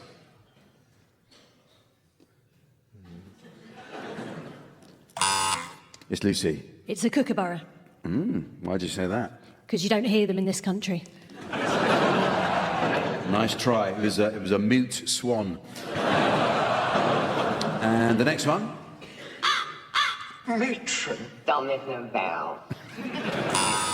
Harry. I think that's a carry-on crow. Very good. Very good. Very good, yes. And, I mean, just all together when you're clapping or not at all. And finally, what do you make of this? Harry. Yeah, I don't think that's a bird. But you're wrong. It was actually a common shag.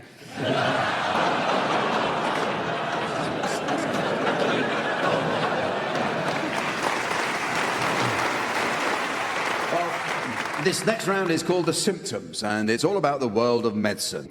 In this round, the teams will assume the role of doctors and patients suffering from an imaginary medical condition, and you can be our first patients, Lucy and Miles. The identity of your mystery medical condition is now being displayed to our theatre audience via the laser display screen, and the mystery voice for listeners at home. Lucy and Miles think they're light bulbs. Lucy and Miles think they're light bulbs. Off you go, please, Lucy and Miles. Do come in. Thanks so much for seeing us. How are you? Well... You're looking well. How are your stools? They are relentless. Well, firstly, doctors, I've been a bit off and on lately. I'm very low energy. I've sort of lost some of my natural glow. I mean, I used to go out every night, Doctor. Oh. But you do still get turned on. I do. But I'm more cautious now. A friend of mine went out one night and he got blown, then dumped in the same evening.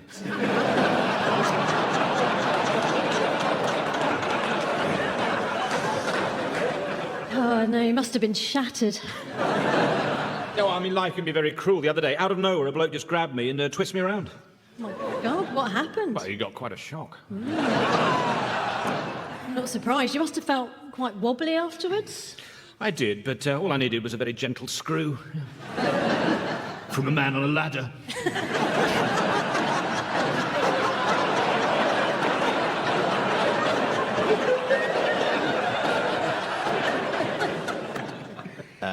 Dr. Enfield, it is my considered opinion that our patients believe themselves to be light bulbs. Okay,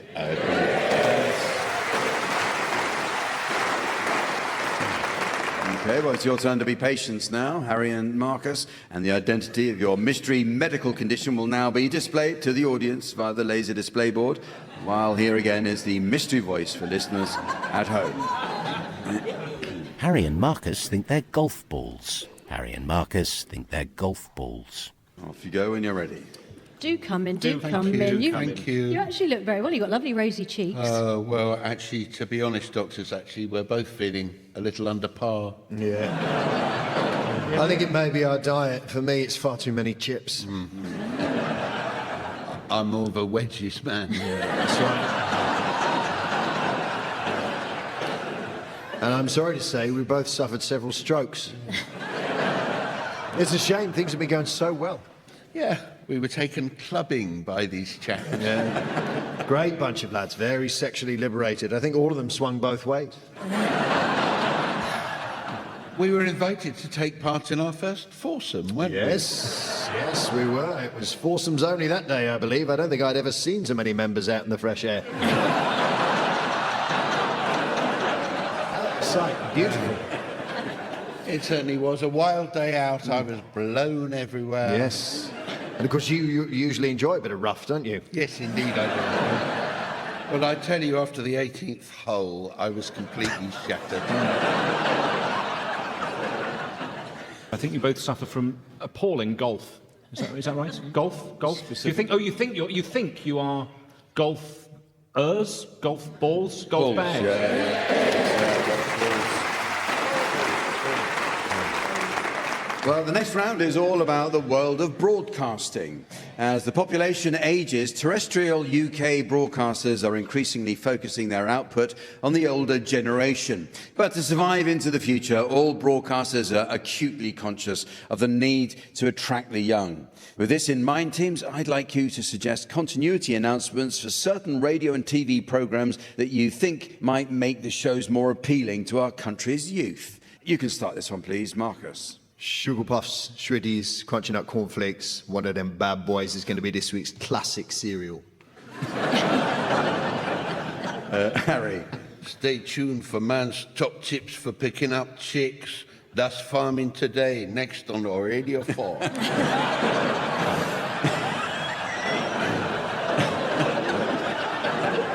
Lucy. She's lame, she's peng, she's full of riz. It's Kirsty Lang with Round Britain Quiz.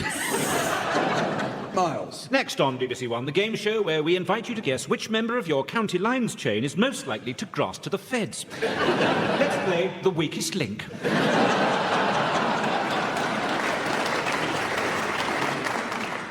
Oh, my days.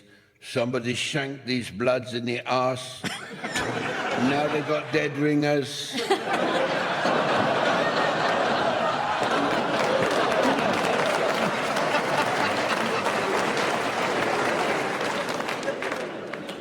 Next stop, it's repair shop, innit? Where they get stuff and people bring in stuff and they mend the stuff, and then when people see what they've done to the stuff, it makes them cry, so it can't be very good, can it?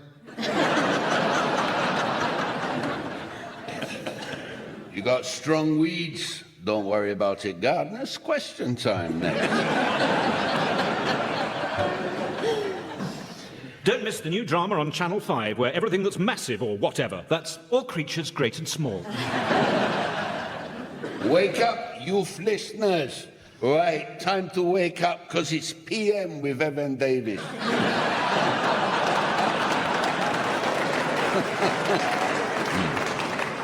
Now for Just a Minute, where you have to spend 60 seconds accounting for your whereabouts to the feds, without hesitation, repetition, or grassing.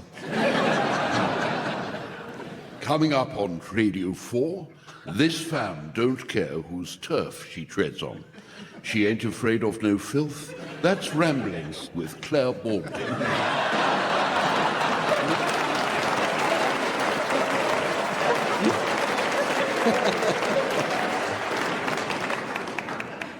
And now on Radio 4, a special youth edition of the Shipping Forecast.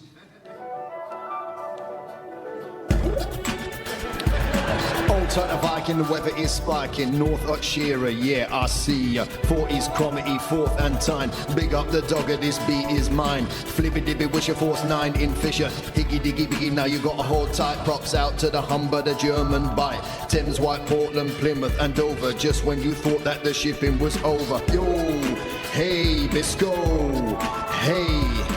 You better get ready, coming up like Monday. Trafalgar, Fitzroy, Seoul and Lundy. Fastnet, Irish, Shannon and Rockall. Sorry you don't get your forecast cause I don't know f***all.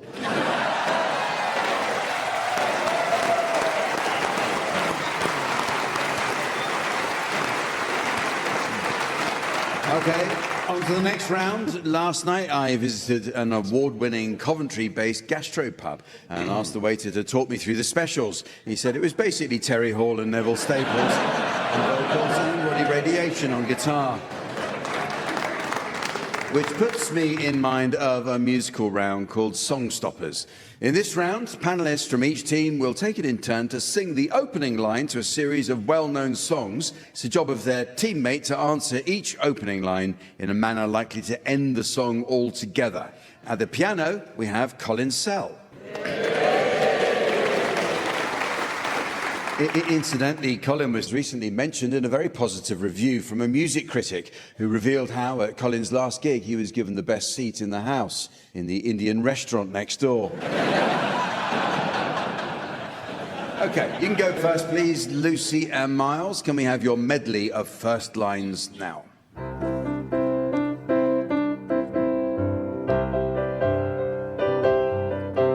If you leave me now, you'll take away the biggest part of me. Good grief, it's detachable.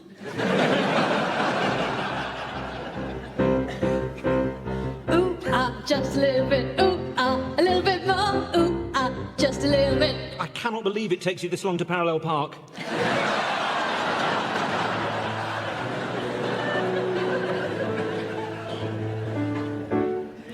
I may not always love you.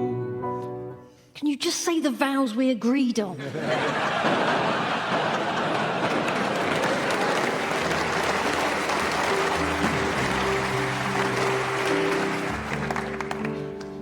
Would you dance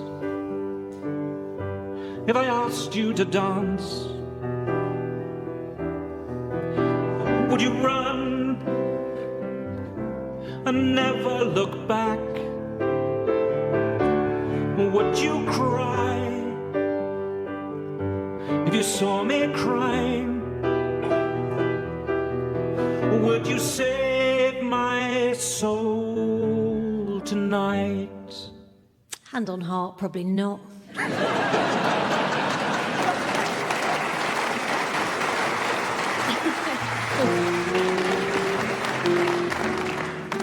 Love and marriage go together like a horse and carriage. This I tell you, brother. You and I can only get married in Norfolk.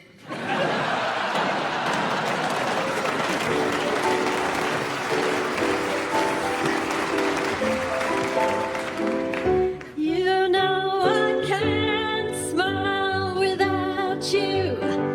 I can't smile without you. I can't laugh and I can't sing. I'm finding it hard to do anything. I think that's actually the Botox.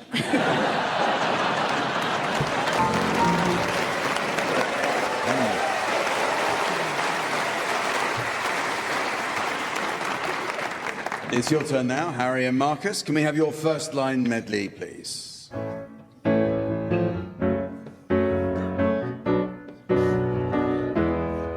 Are you ready? Are you ready? Are you ready? Are you ready? ready? Yes, I am. I'd like the spaghetti bolognese and a tiger.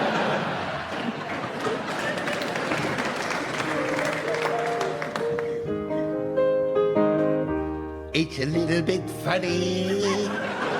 Tesla stocks continued their slump today.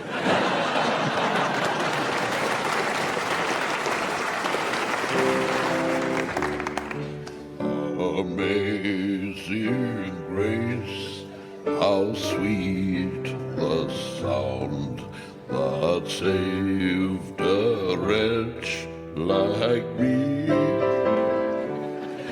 I once was lost, but now I'm found. Was blind, but now I see. And this is why the government have had to cut your disability benefit.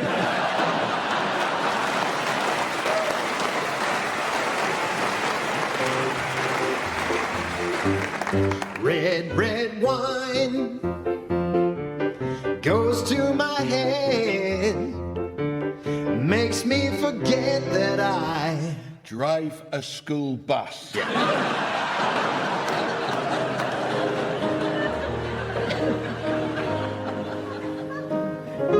It won't be easy, you'll think it's strange. Well, all right, but plenty of lube.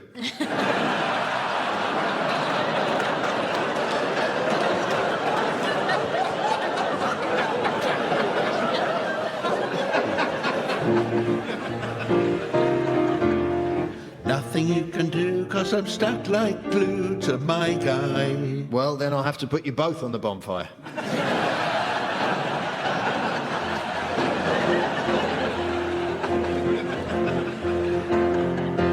Loving you isn't the right thing to do.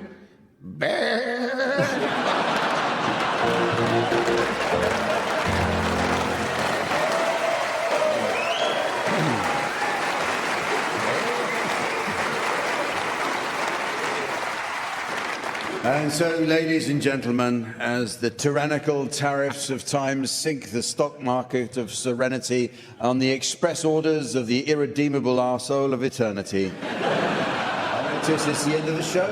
So from the team, Samantha, myself and our audience here in Warwick, it's goodbye. Goodbye.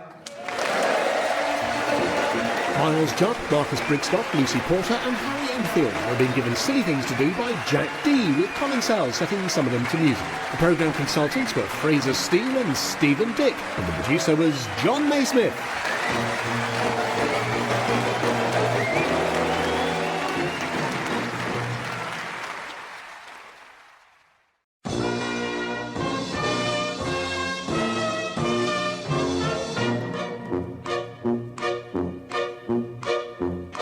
We present I'm Sorry I Haven't a Clue, the antidote to panel games.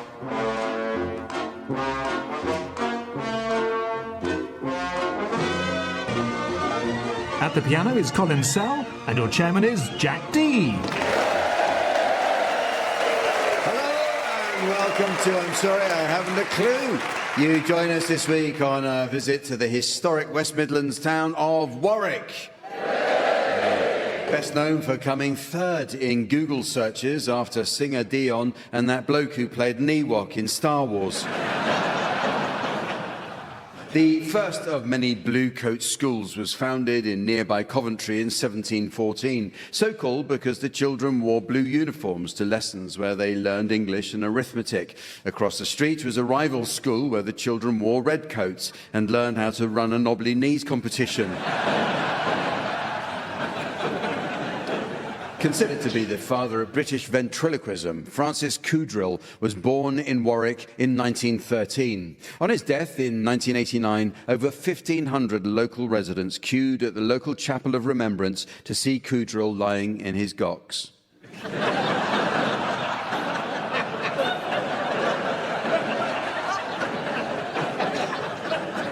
One of the West Midlands' most famous sons is 80s Formula One legend Nigel Mansell, who's famously a proud Brummie, although technically he's more of a Brummie. Shut up.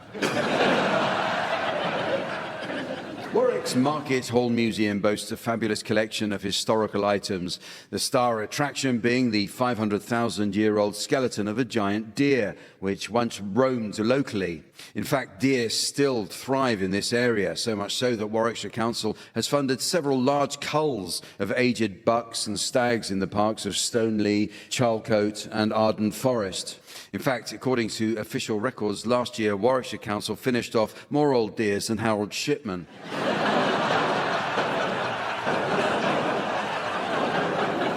That's what you get for groaning at the Nigel Mansell gag. Let's meet the teams. On my left, please welcome Miles Jupp and Lucy Porter. And on my right, Marcus Brigstock and Harry Enfield. And taking his place on the scoring desk next to me, please welcome our resident tree trunk in trunks, the immaculate Sven.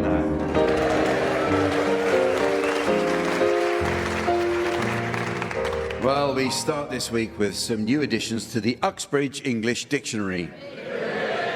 A good dictionary is essential for learning the correct use of similar terms. For example, many people don't understand the subtle difference between the words lottery and bingo. Well, a lottery is a means of raising money by selling numbered tickets and giving prizes to the holders of numbers drawn at random, whereas bingo is the dearest wish of the residents of Birmingham.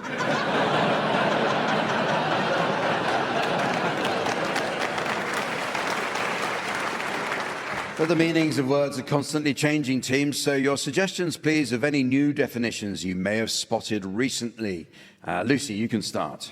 Lambasted, a nasty little sheep. Harry. Depict, the early form of descot. Marcus. Kindle, what South Africans put on a birthday cake. Miles. Poodle, like a Kindle, but for when you're on the lavatory. Deerstalker, how to begin a restraining order.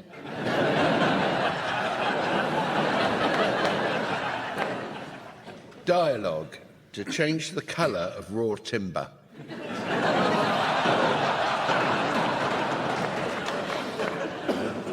Intertwine, a Yorkshire sommelier.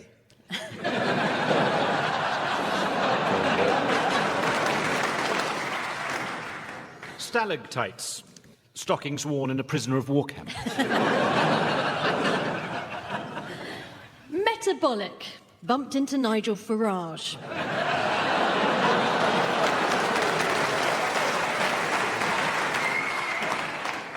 Cocteau twins, siblings whose transplant surgery went horribly wrong.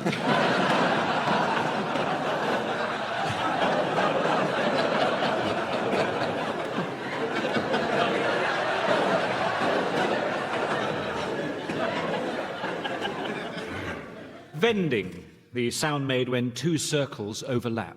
It is.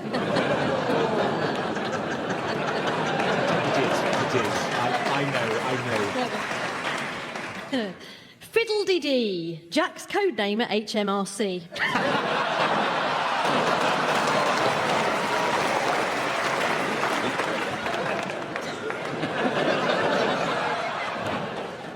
OK, the teams are going to sing along to some well-known songs now in the round called Pick-Up Song.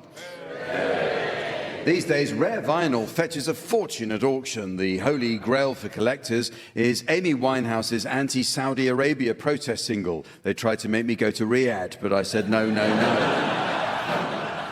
In this round, Sven will spin the discs, and each of you will sing along to your discs until Sven turns the music down. If on its return you're within a gnat's crotchet of the original, I'll be awarding points, and points mean a frankly sickening denial of free will. What do points mean? Prizes! Yes, and this week's prize is just the thing for fans of the pop charts and herpes-based skin rashes. It's this Guinness Book of Hit shingles. Lucy Porter, you're to start, and I'd like you to accompany Coventry band Selector singing On My Radio. I got my baby, a red radio. He played it all day. I go, go, I go, go. He liked to dance to it down in the streets. He said he loved me, but he loved the beat. Backing singers go. It's just the same old show. On my radio. It's just the same old show. On my radio. It's just the same old show. On my radio. It's just the same old show. On my radio. On my radio. On my radio. On my radio.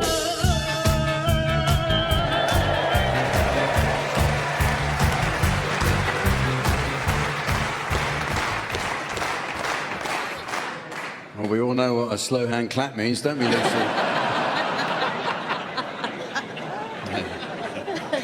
Your turn now, Marcus Brigstock. Would you please accompany Birmingham band Fine Young Cannibals, singing She Drives Me Crazy? I can't stop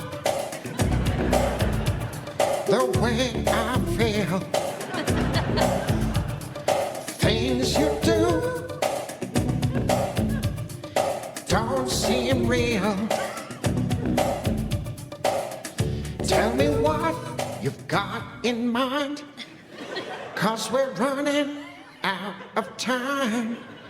Won't you ever set me free? This wedding ring's killing me. She drives me crazy, ooh, ooh, like no one else. Ooh, ooh. She drives me crazy, and I can't help myself.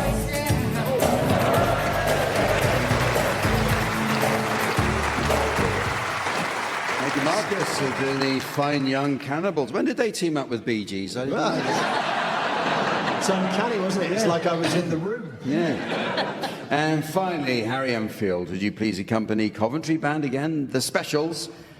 Yeah, singing Ghost Town. This town is coming like a ghost town. All the clubs have been closed down. This place is coming like a ghost town. Bands won't play no more. Too much fighting on the dance floor.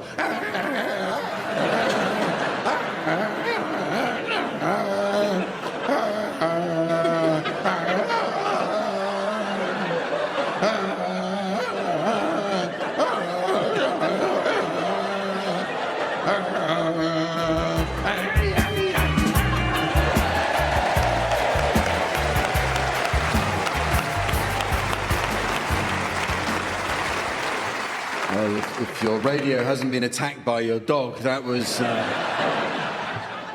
Harry Enfield. Okay. The teams are going to do a spot of acting for us now in the round called Sound Charades. This game is all about miming, the theatrical technique of suggesting action, character or emotions without words. The world's greatest mime was, of course, Marcel Marceau, who was working as a humble window dresser when he discovered his true calling. After getting locked for 24 hours inside the front window of a Paris department store, his increasingly frantic gesticulations soon had a large crowd laughing and throwing money. In our version of charades, team members are permitted to use their voices. So, Marcus and Harry, you are to start, please, and your title will shortly be displayed to the audience via the laser display screen. For listeners at home, here's the mystery voice. Ludwig. Ludwig. Okay, so off you go, please, Marcus and Harry. This is a television series, and it's one word. So, speaking as a turn of the 19th century German classical music composer, notable not just for your celebrated symphonies, but also the ever-popular Moonlight Sonata, how does it feel to have a BBC One series named after you? What?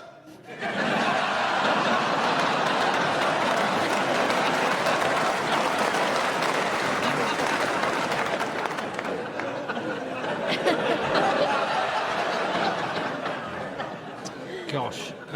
So one name. It's now, one name. Does it star someone who hosts another Radio 4 panel show? Ludwig. Cool. Okay, your turn, Lucy and Miles, and your title is now being exhibited on the laser display board. And here again is the mystery voice for listeners at home. Pan's Labyrinth. Pan's Labyrinth. So this is a film, and it's two words. Excuse me, could you point me to the Le Creuset?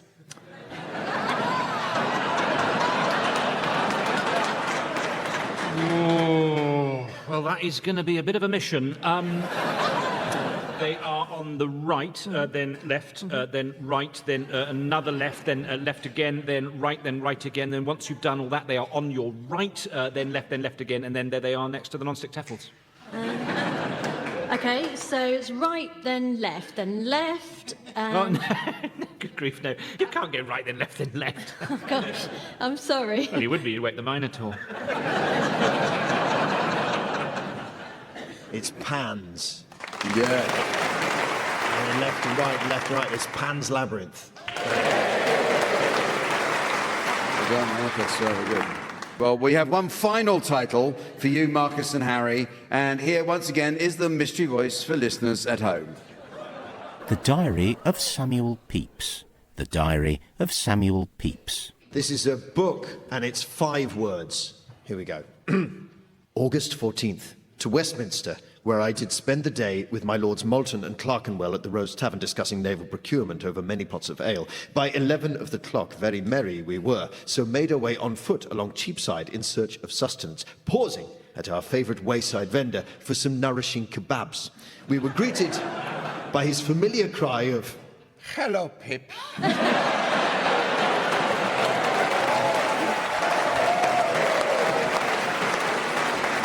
before eating heartily and thence to bed. I think it is the Diary of Samuel Loads of Money. Yeah,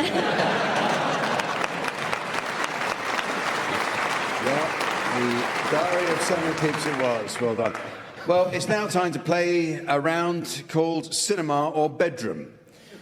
Incidentally, our own Colin Sell was telling us about a recent visit to his local cinema and his fury at having to pay £6.50 for a bucket of popcorn. He told an usherette how the last time he'd been to the pictures, he'd paid just 50p for the same. She replied, "Well, you're in for a treat, sir. They've now added colour and sound."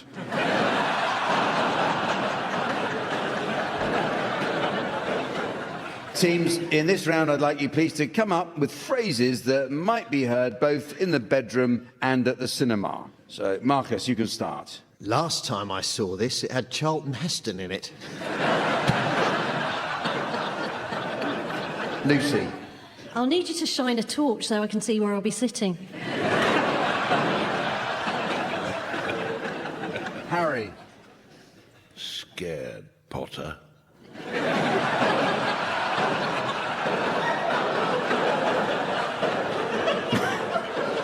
Miles. It was only when the lights came on I realised there was anyone else here.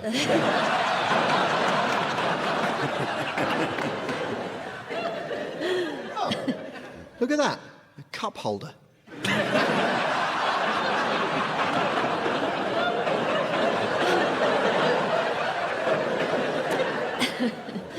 Show me the money! Here's Johnny.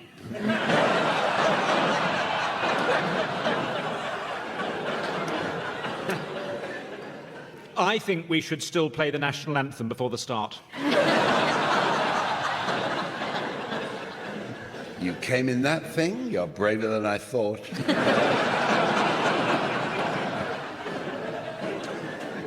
This is Gold Leader. I'm going in. Prepare for ramming speed.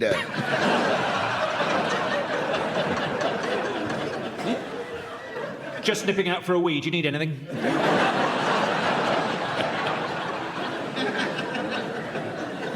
When I came with my last boyfriend, he always used to splash out on the pick and mix.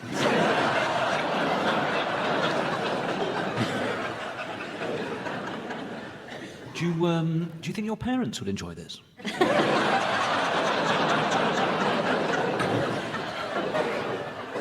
We did it, Sam. We destroyed the ring.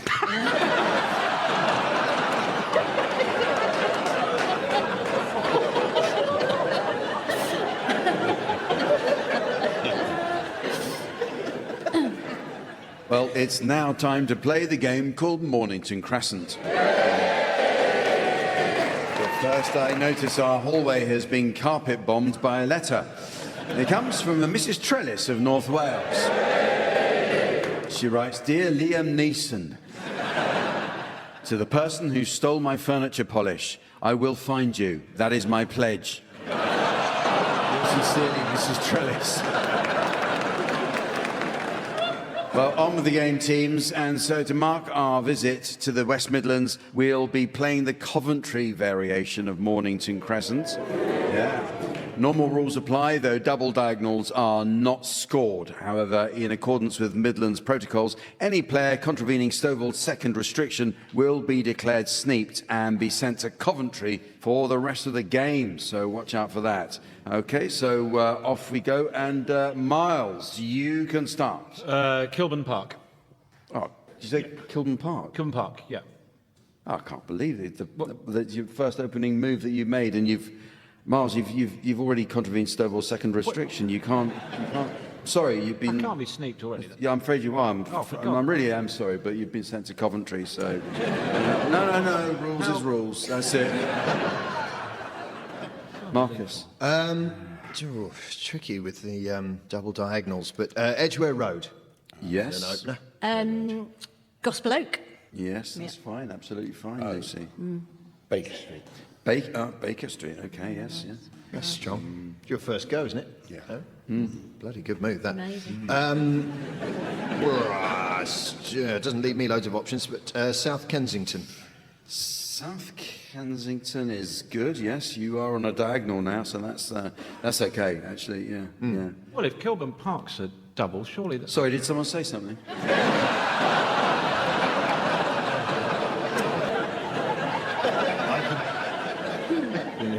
Yeah, Lucy. Press on, yeah. Okay. Morden. Good move. Yeah, That's, thank you. Yeah. Thank you. Yeah. It's that my mum was actually from Coventry. Oh, we don't care about that. Can you just carry on? Harry? Gloucester Road.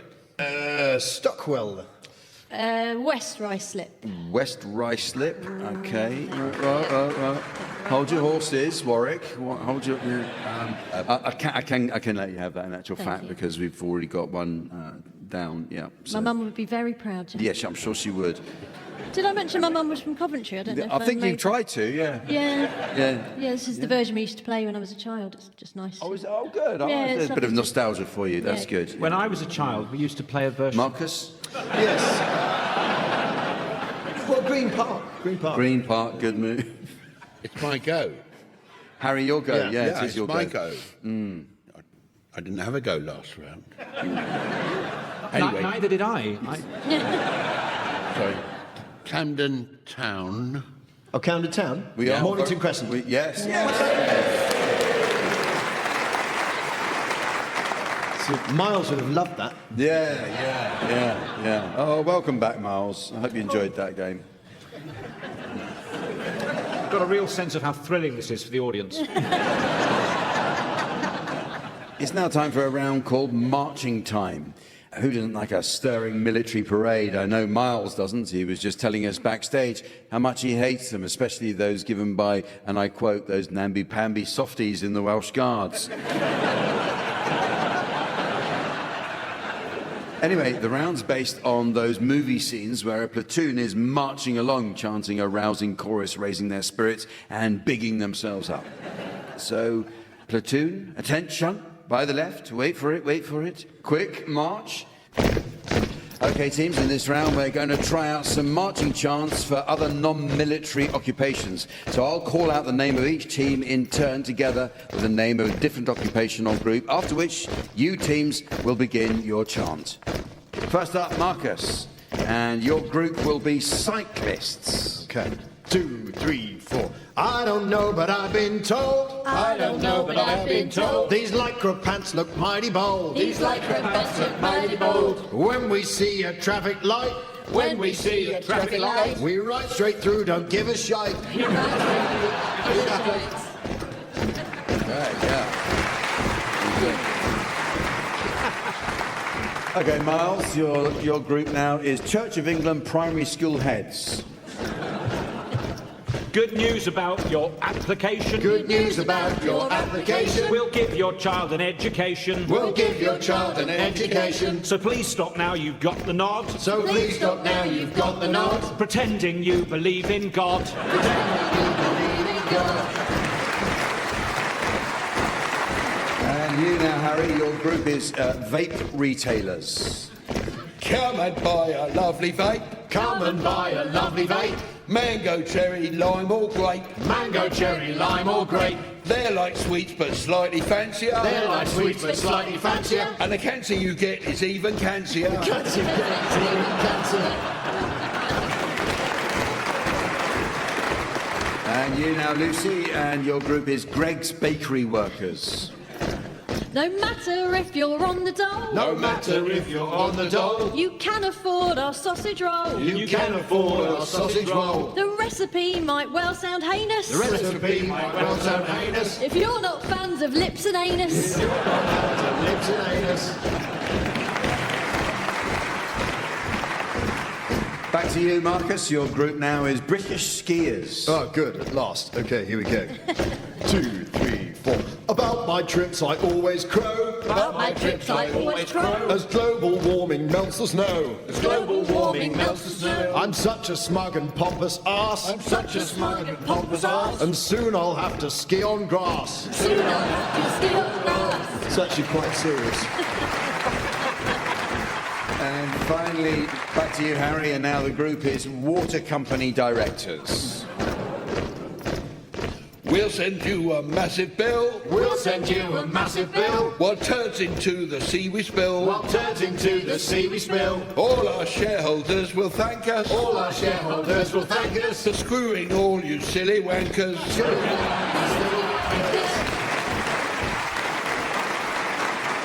Well, it's very nearly the end of the show.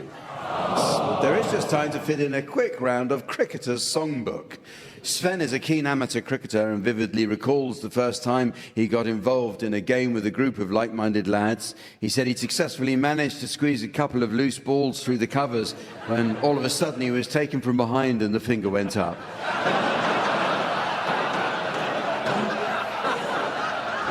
At that moment, he truly knew he was out. And that was sent in from Angela Rippon. I suppose I should give her the credit. Well, in this round, teams, I'd like you to suggest for us the titles of songs likely to prove popular with an audience of cricket fans. You can start this one, Miles. Getting to know you. Harry. I can see brilliantly now the rain has gone. Lucy. Benno, is it me you're looking for? Marcus. My stumps, my lovely lady stumps. Take me home, jaunty roads. And she's buying a stairway to Headingley. Pearl's a spinner. Yes, sir, I can googly. Like Trent Bridge over troubled water. She's an easy cover. We don't have to take Gower's clothes off to have a good time. Amazing W.G. Grace. I'm Vorney. I got 99 problems, but my pitch ain't one. Aggers do, push banner, push up the tree. Get your box off, honey.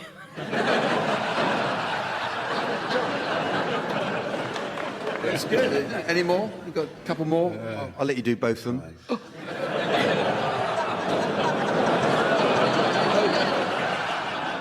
It's live and leg by.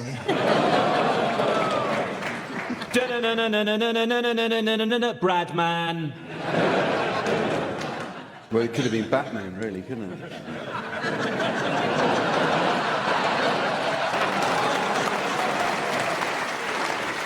And so, ladies and gentlemen, as the tide of time bears away the turds of eternity, and the wild swimmer of serenity emerges with the foul-smelling fake tan of fate, I notice it's the end of the show. So from the teams, Sven, myself, and our audience here in Warwick, it's goodbye. Goodbye. Miles Jupp, Marcus Brigstock, Lucy Porter and Harry Enfield were being given silly things to do by Jack Dee, with Colin Sell setting some of them to music. The programme consultants were Fraser Steele and Stephen Dick, and the producer was John Naismith.